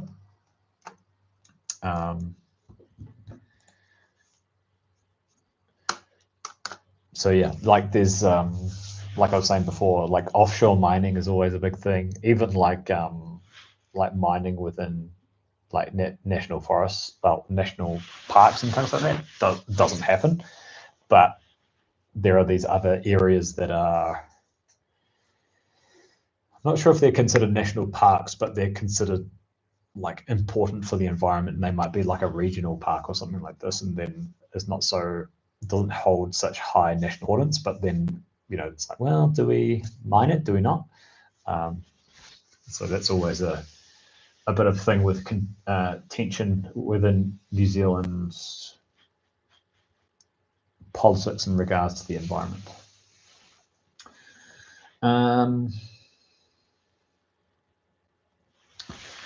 Maybe there's like some sort of, so there would have to be like some good like travel and like tourism operations.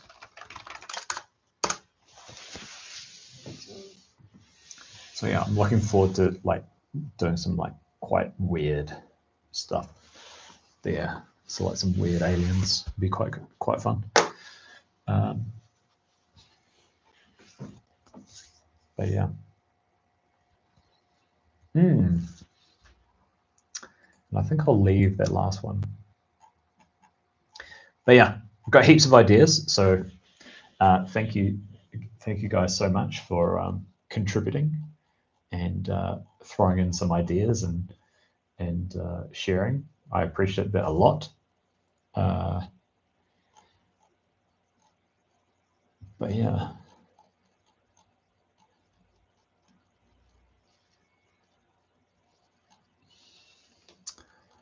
So Strand has, what have you got? You got ABH coming up. What about Raphael? Raphael, have you got some, are you playing something soon?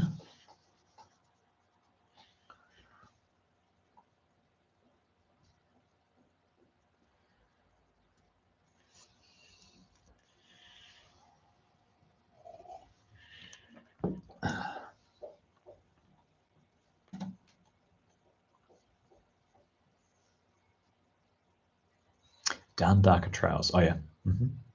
Right. Cool. Nice. Very nice.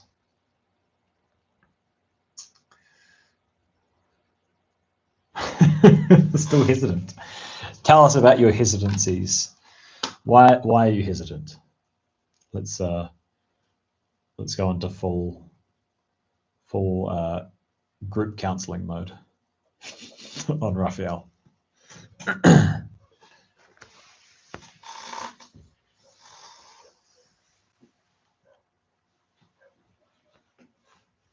We also play The Dark Eye, I think it's called in English, on Saturday. Oh, what is this? The Dark Eye.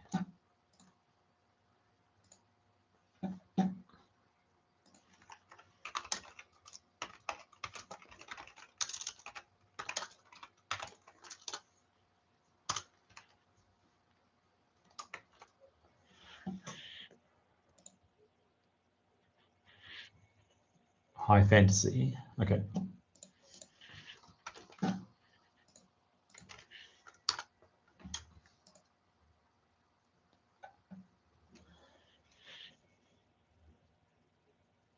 Yep. Looks like that's the one.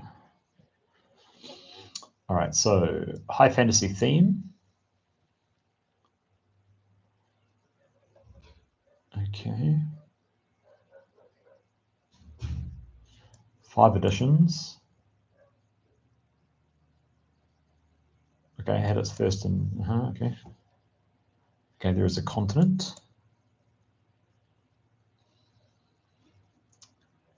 Okay. So creatures. Okay, so you got humans. Oh, okay, right. So it's like openly said that it's like they've got templates.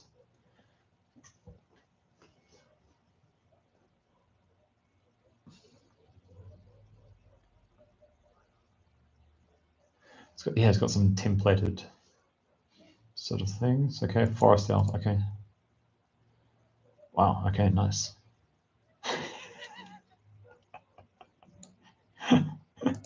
Lizard men. Please tell me. Please tell me someone's playing a lizard man. That would be awesome.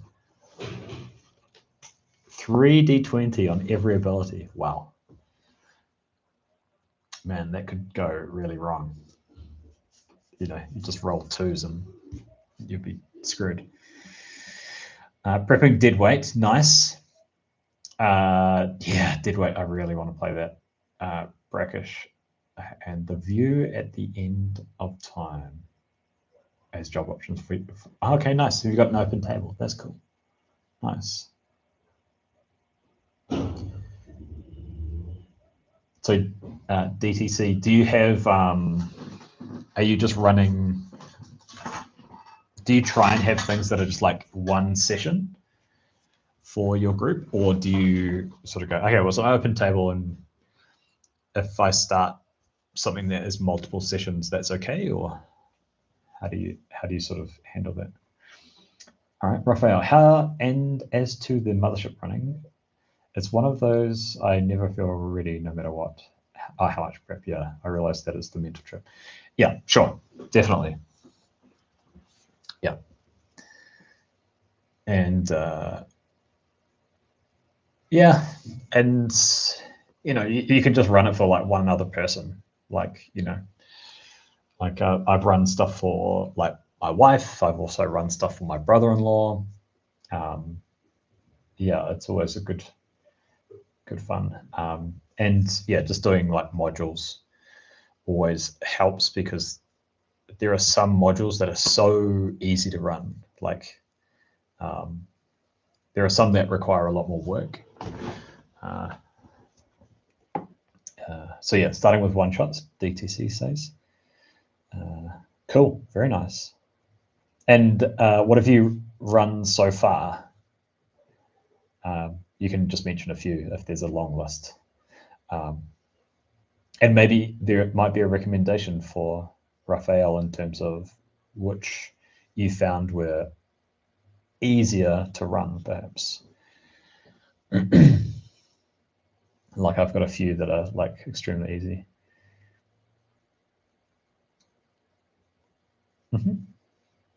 Yeah, for sure. Yeah, nerves is normal for sure. Yeah, because it is like, you know, it'll feel a little bit performative. Absolutely. Oh, just haunting. Okay, cool. Yeah. So yeah. So yeah, haunting is good fun. I think haunting, because it's the number of NPCs in it, I would say that it's more difficult to run than others, I would say. Yeah. Just because haunting has like, how many NPCs? It has like 8, I think. 8 NPCs.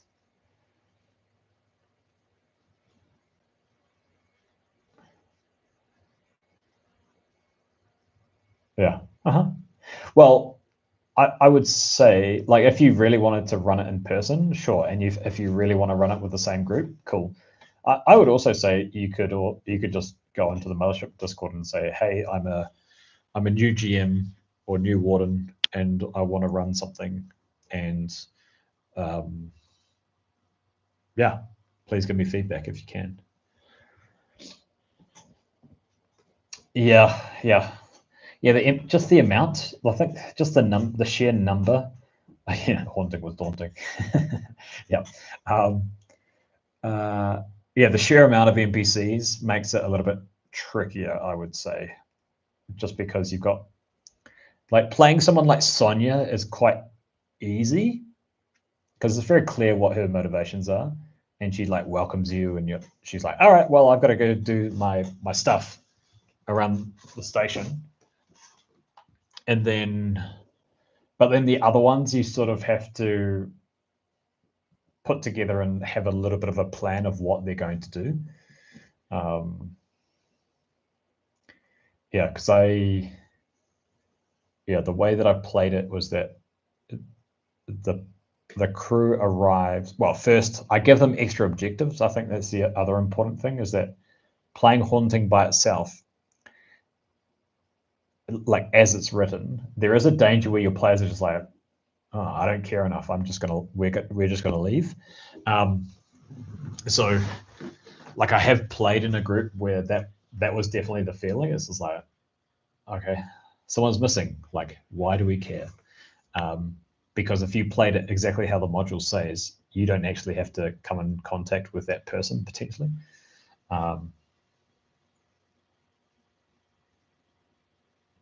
Yeah, that's the way to do it, and just pick and choose from those action reports. And I just ended up making sure there was some objective that included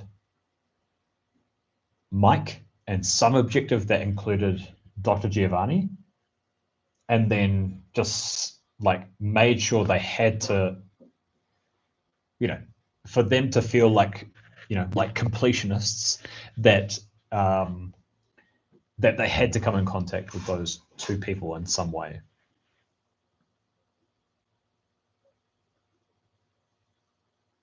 Yep.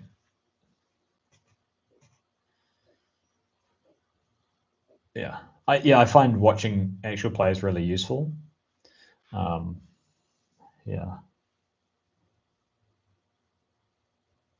Oh, okay. Nice. Yeah, I just made it so like one of the players had a relationship with him and just said, okay, like you're an old drinking buddy, like kind of like this a little bit. I mean, it's like pretty standard, but at least that way you can at least go, all right, well, we should have give them a little bit more incentive to go and find this person. Otherwise, it's like, like I was saying before, a group of just people going, not our problem, and then just like leaving. I think the one that I had with Giovanni was that you had to get us. I just said like very vaguely, you had to get some sort of sample of his work, and you had to take it back to the company or whoever your people who are hiring you.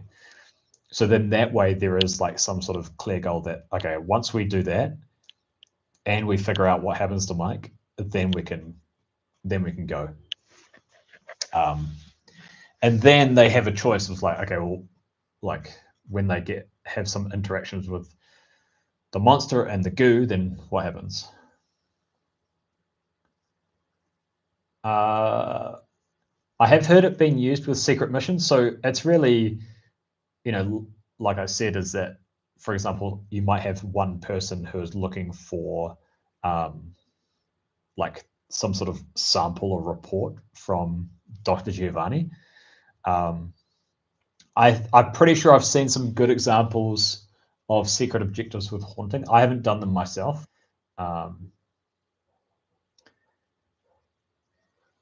Yeah, like when I played it. But they can be quite fun. I think, you have a choice of how you do it. They can be completely secret. They can be, you can give some people objectives. You can give one person objectives.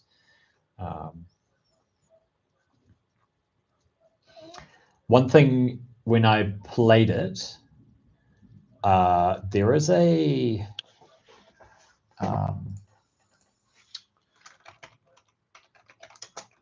module for,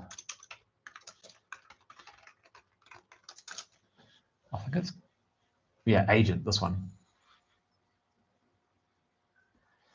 So there isn't like an agent class that I've seen, and that was quite fun as a player because it kind of forced you to have some other objectives. And playing on, you can kind of like have a conversation with the warden around, like kind of say, well, this is what I'm trying to do. And So my character looked like a scientist, but was really an agent, and the agent had to get a sample from Dr. Giovanni. And there's also some quite cool little. You probably can't see anything here. Oh, you can. They have some quite cool like special equipment. And so the special equipment that I had was a patch bomb, and it looks like your starting patch, but it's shaped as a explosive. So it's like the patch looks like a bomb, but then it's basically just like a sticky bomb. So that was quite fun playing that. I'll include a secret.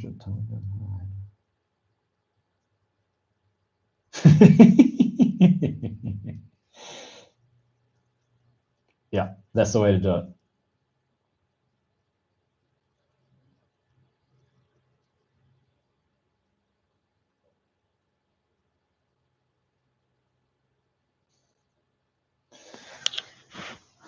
Yeah, yeah.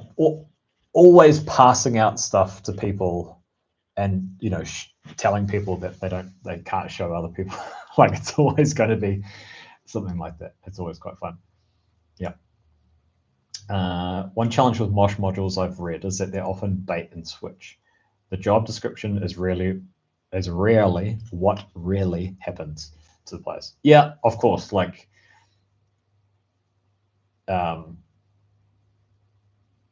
I think that's always like haunting is a good example of that. Like haunting is probably like very much of that situation where it's just like, okay, well, if you're doing it as the module reads, is that okay? You just turn up and you're just doing a shipment, like cool. Like there's not really much going on here, but then of course there is. But you've also got to make sure that the players are motivated enough to like actually stay there and do something. Let me think of some other modules. Moon-based blues be the same. Yep, it's like you turn up to the base and then it's like stuff goes down. Not all of them. Like Picket Line Tango is not quite like that. Like Picket Line Tango, you know that you are trying to break up a strike, and there's kind of like some like sub stories going on that you kind of have to and then be able to like adjust to that. So I wouldn't say it's always bait and switch, but a lot of them are, where it's just like, okay, we're just like happily going to this planet and nothing's, it all seems fine and dandy, and then it's like, a problem. And then some of them it's just like, okay, we don't know what's going on. It's probably not good, and we'll send you there. So like another bug hunt would be an example of that.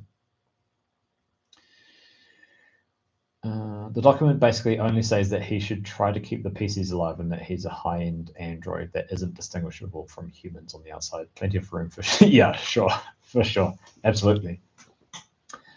Yeah, that'd be fun. Like if he gets, if he receives some injuries and things like that, what happens? The old like milky android blood coming out should be always quite fun and a fun surprise.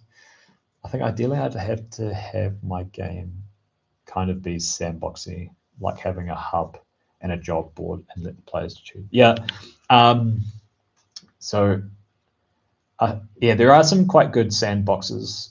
Like obviously Pound of Flesh is a good example. I think like Hull Breach has some like job boards as well. Another one would be like one that I really want to play.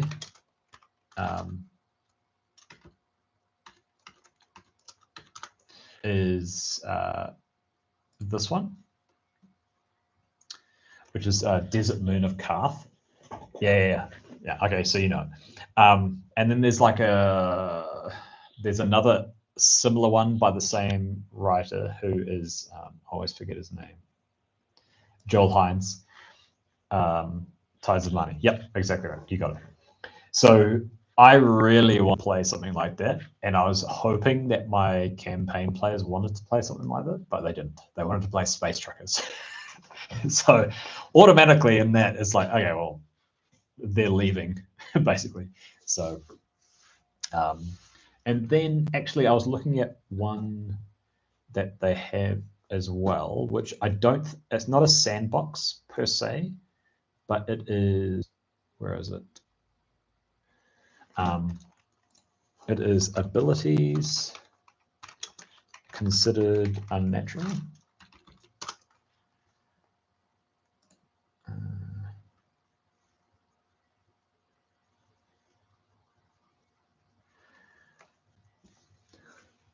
Is going to let me in? Yes.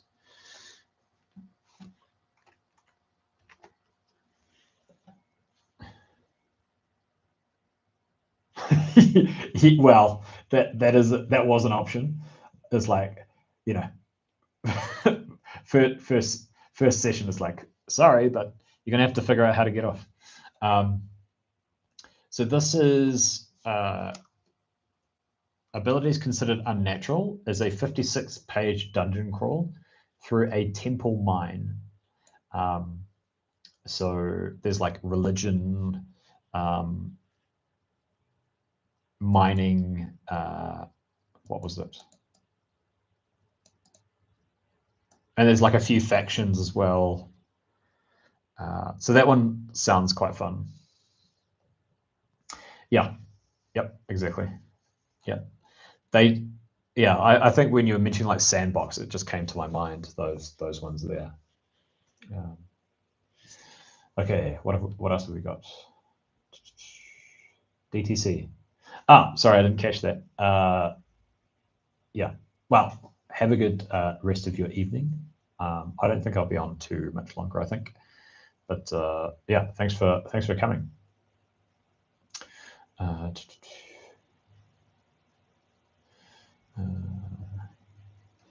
Tazamai, good. Space, yeah, space lot lizard people. Yeah, why not?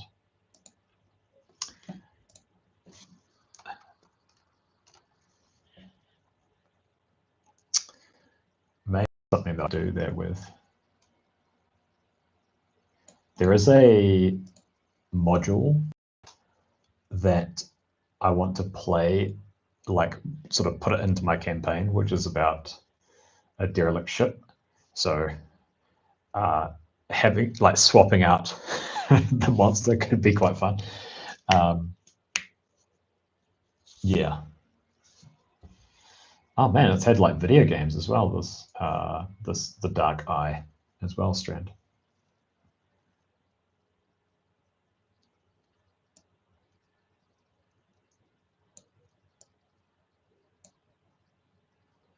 Yeah, crazy.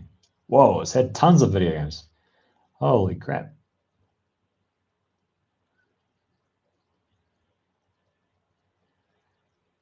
Wow. Of course, it's got to have a trading card game.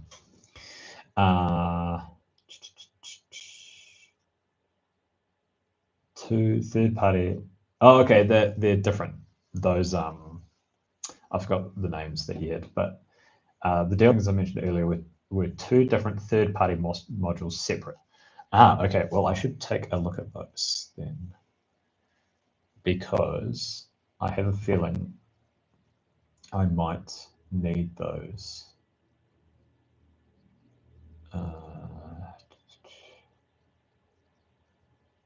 Where were they? Because I sort of just assumed they were in maybe like the mission name for,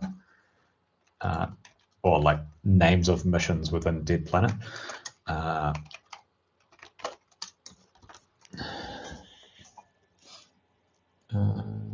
Salvage rights and managing the expendables.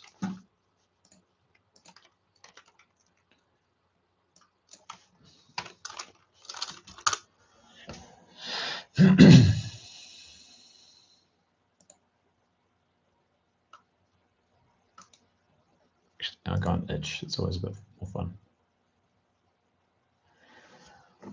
Oh, that's cool. It's a toolkit.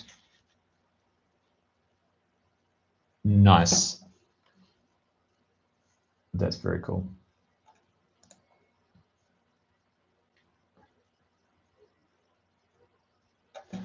What's that one? Managing the expendables.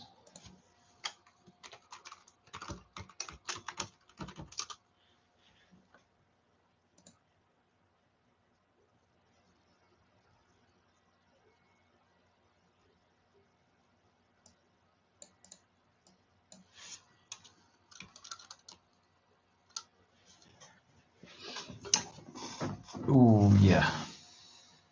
Okay.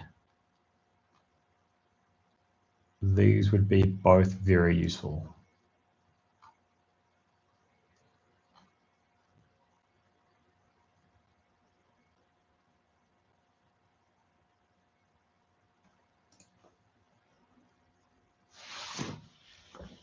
Do you have both of these, Raphael?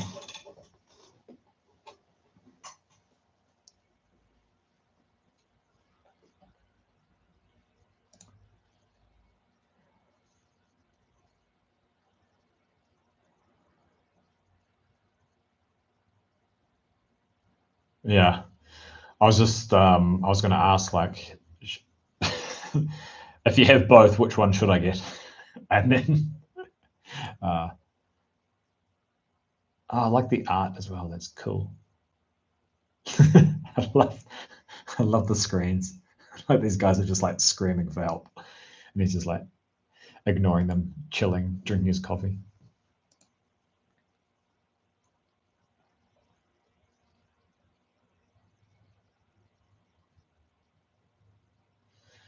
Yeah, that's quite cool, actually. So that's managing. That's okay. And then does this have any? Okay, this doesn't have any. Does have a demo though. Maybe I should check that out.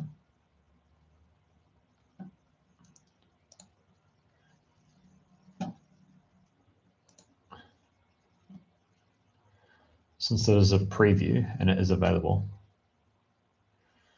Objects. Okay, escalation. Okay, so like stuff going wrong.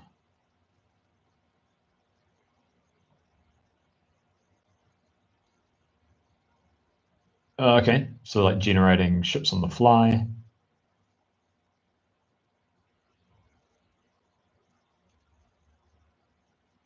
Right. Uh-huh. Crew quarters. What's this like? Right, okay. Okay, so this is if I want to like generate something from scratch, right?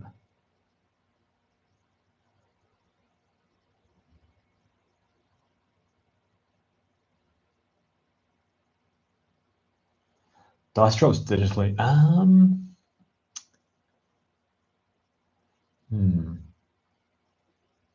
Like, you're talking about these types of things, right? These dice drop ship designs.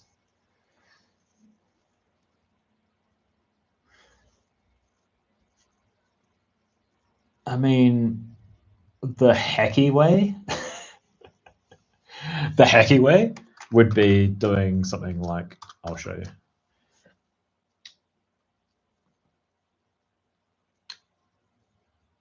If I needed to do this like right now, this is what I would do.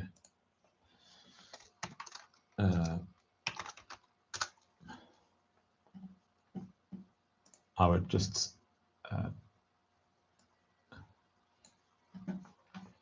go like, take a copy of that.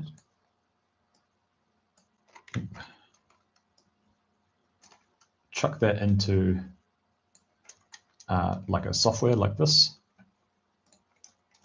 And then I would go, I think I've got like a dice roller in Steam, I think.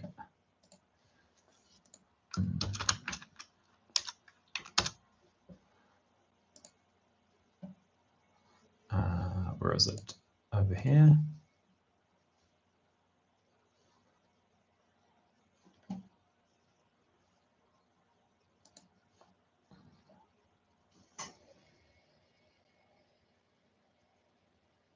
Yeah, I know, Strand. Like, that's the thing. Like, I found that the stuff that I've bought previously has all been like one shots, and then now I want to do this campaign. It's like, I kind of need different stuff. I kind of need to get some other stuff now, which is kind of annoying.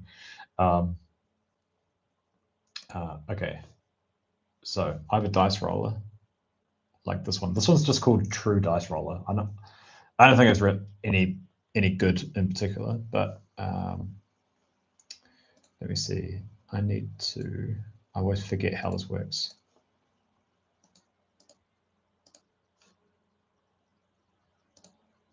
That's right. Okay, so I want to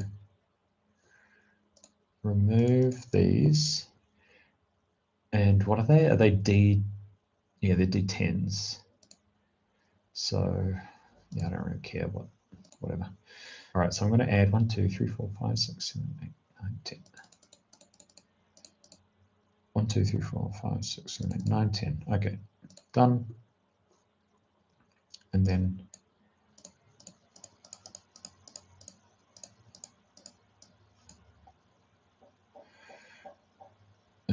what I could do is, actually, I should make this a little bit more random placement.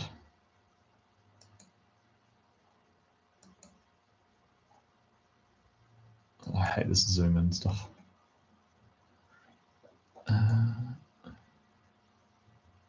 Sorry, I'm kind of ignoring chat here.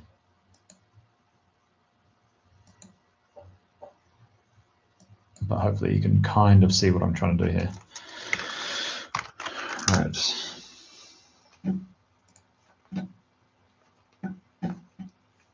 So I'll go like this.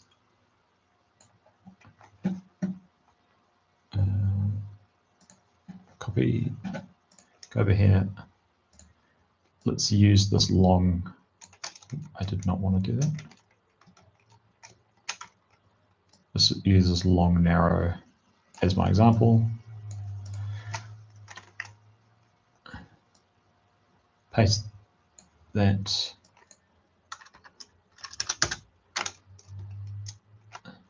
So that would be my like 5-minute super hacky way of doing this. Would be just going like that and going, all right. Laser pitchforks. Oh, Jesus.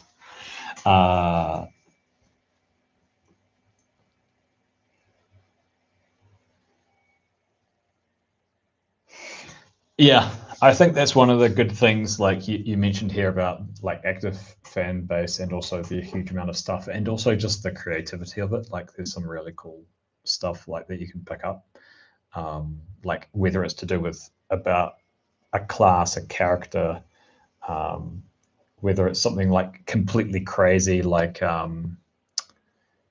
Cloud Empress, which is like Mothership system in fantasy setting, which was kind of like cool. You should look into that. It is free, I'm pretty sure. So Cloud Empress, if you haven't seen it. I think it's spelled like that. Sophie's Dice. Yep. Yeah, exactly. Yeah. And I mean, like conversations like this one hopefully contributes to like the community as well. So I appreciate you guys hanging out too, and it's always good fun. Yeah. So,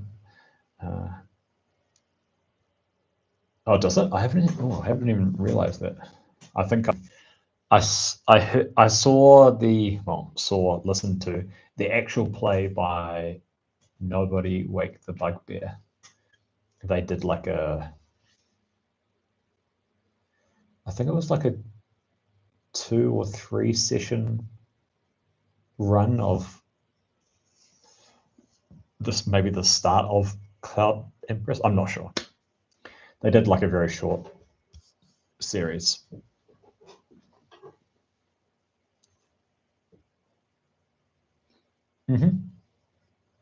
Yep, for sure. Yeah, it lets you make personalities for NPCs, so you don't have to think so much about how they'd act. For sure. Yeah. Yeah, it's very cool. But yeah, so this is my very hacky way of doing out of that. So out of curiosity, now that I've done that, what does it mean? So I've got, let me see, list of areas across the top of the table, a more common version. Okay, so then simple, right.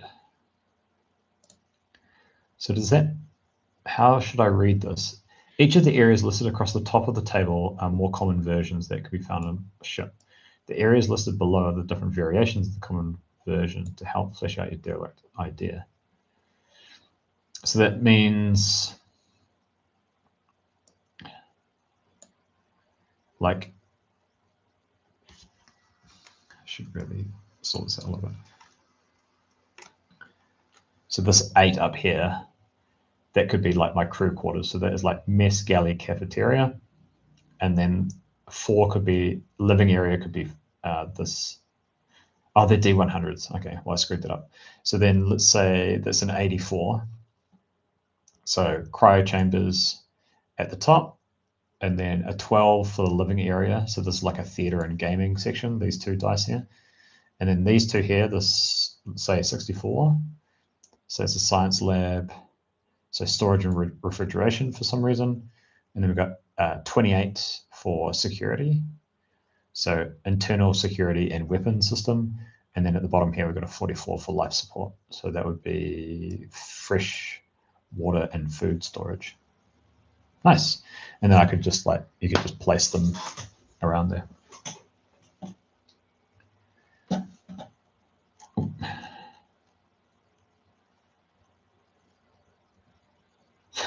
Sorry, yep. So I could go like 8. So that would be cargo bay, crew quarters, armory, living area, engine room, another armory. Depends how I want to play that. 8 cargo bay. Right. Okay, I see. Yeah, I just did the as you can see, the very quick skim read. But yeah, that's quite cool. I think what I would need is this stuff. Like it's already pushed together. There is a ship. Here are some possible things going on. Yeah. Although are these are not in the same. Oh, they are in the same. Pretty much in the same shapes. Oh, okay, they call them frames, right?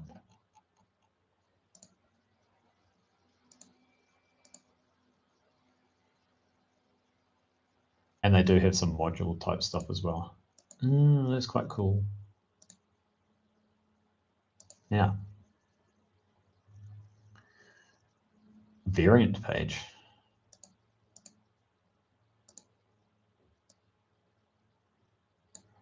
Right, so, oh, okay.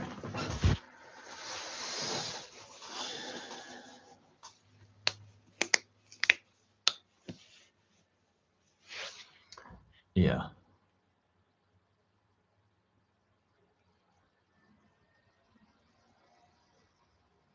Yeah, very cool. I will have to take a closer look at these 2 things a little bit later, I think, and make a executive decision over, do I pick up managing the expendables, or do I pick up the other one, or the salvage rights one? Yeah, I'll have a closer look. Yeah, no, like that's the thing. Like you'll find that people, just with the amount of modules and things that are available for Mothership now is that you'll find that no one knows exactly the same as you.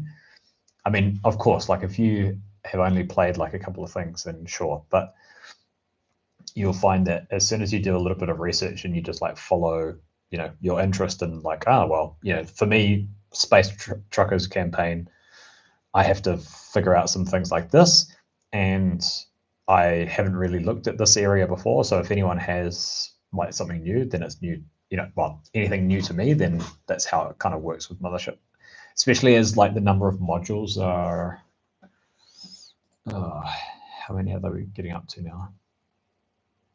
So in case you don't have it, there is like a curated list on itch, which is like all Mothership modules. So actually I'll put this link in the chat here as well. They include first party, and then they've just got this huge list.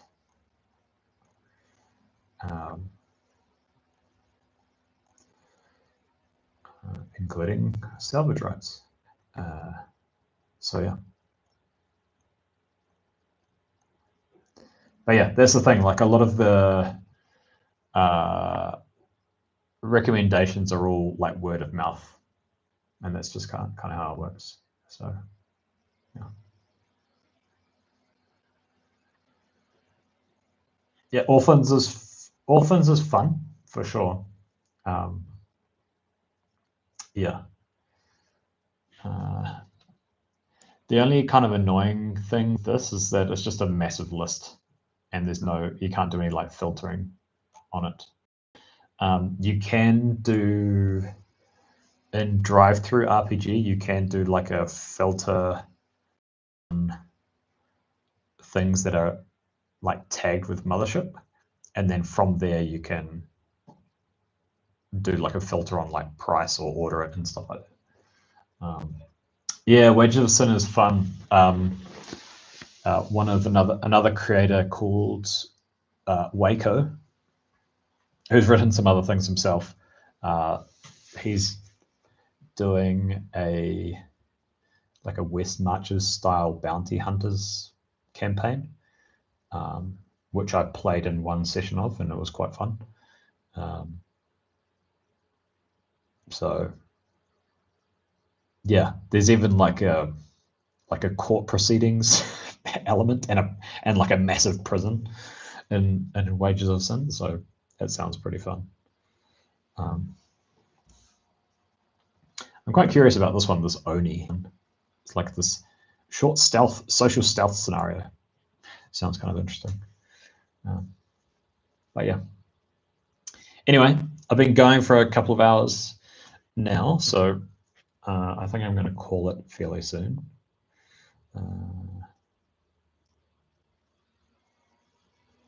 Yeah. Yep, exactly. I'm the same with itch. You're very welcome. It's cool. It's nice to chat to you again, as always. And I hope if anyone else is around, it's nice to see you guys too. Thank you, Strand. Thank you to Sam as well, who got involved, which is cool.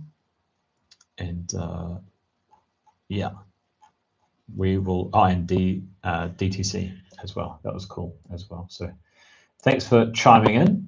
And it's always nice to recommend some stuff and get recommendations. So I appreciate that a lot. Yeah, I will. You can see it's getting dark now. So,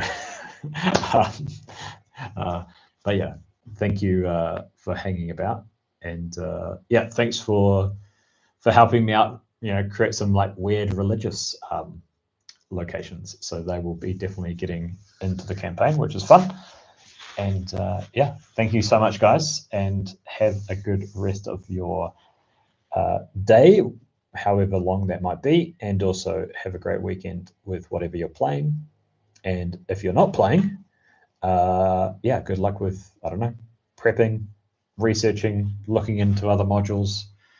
But yeah, have a good one, guys. see ya. I think I'll be doing another stream on same time next week on Thursday. Cool. Bye.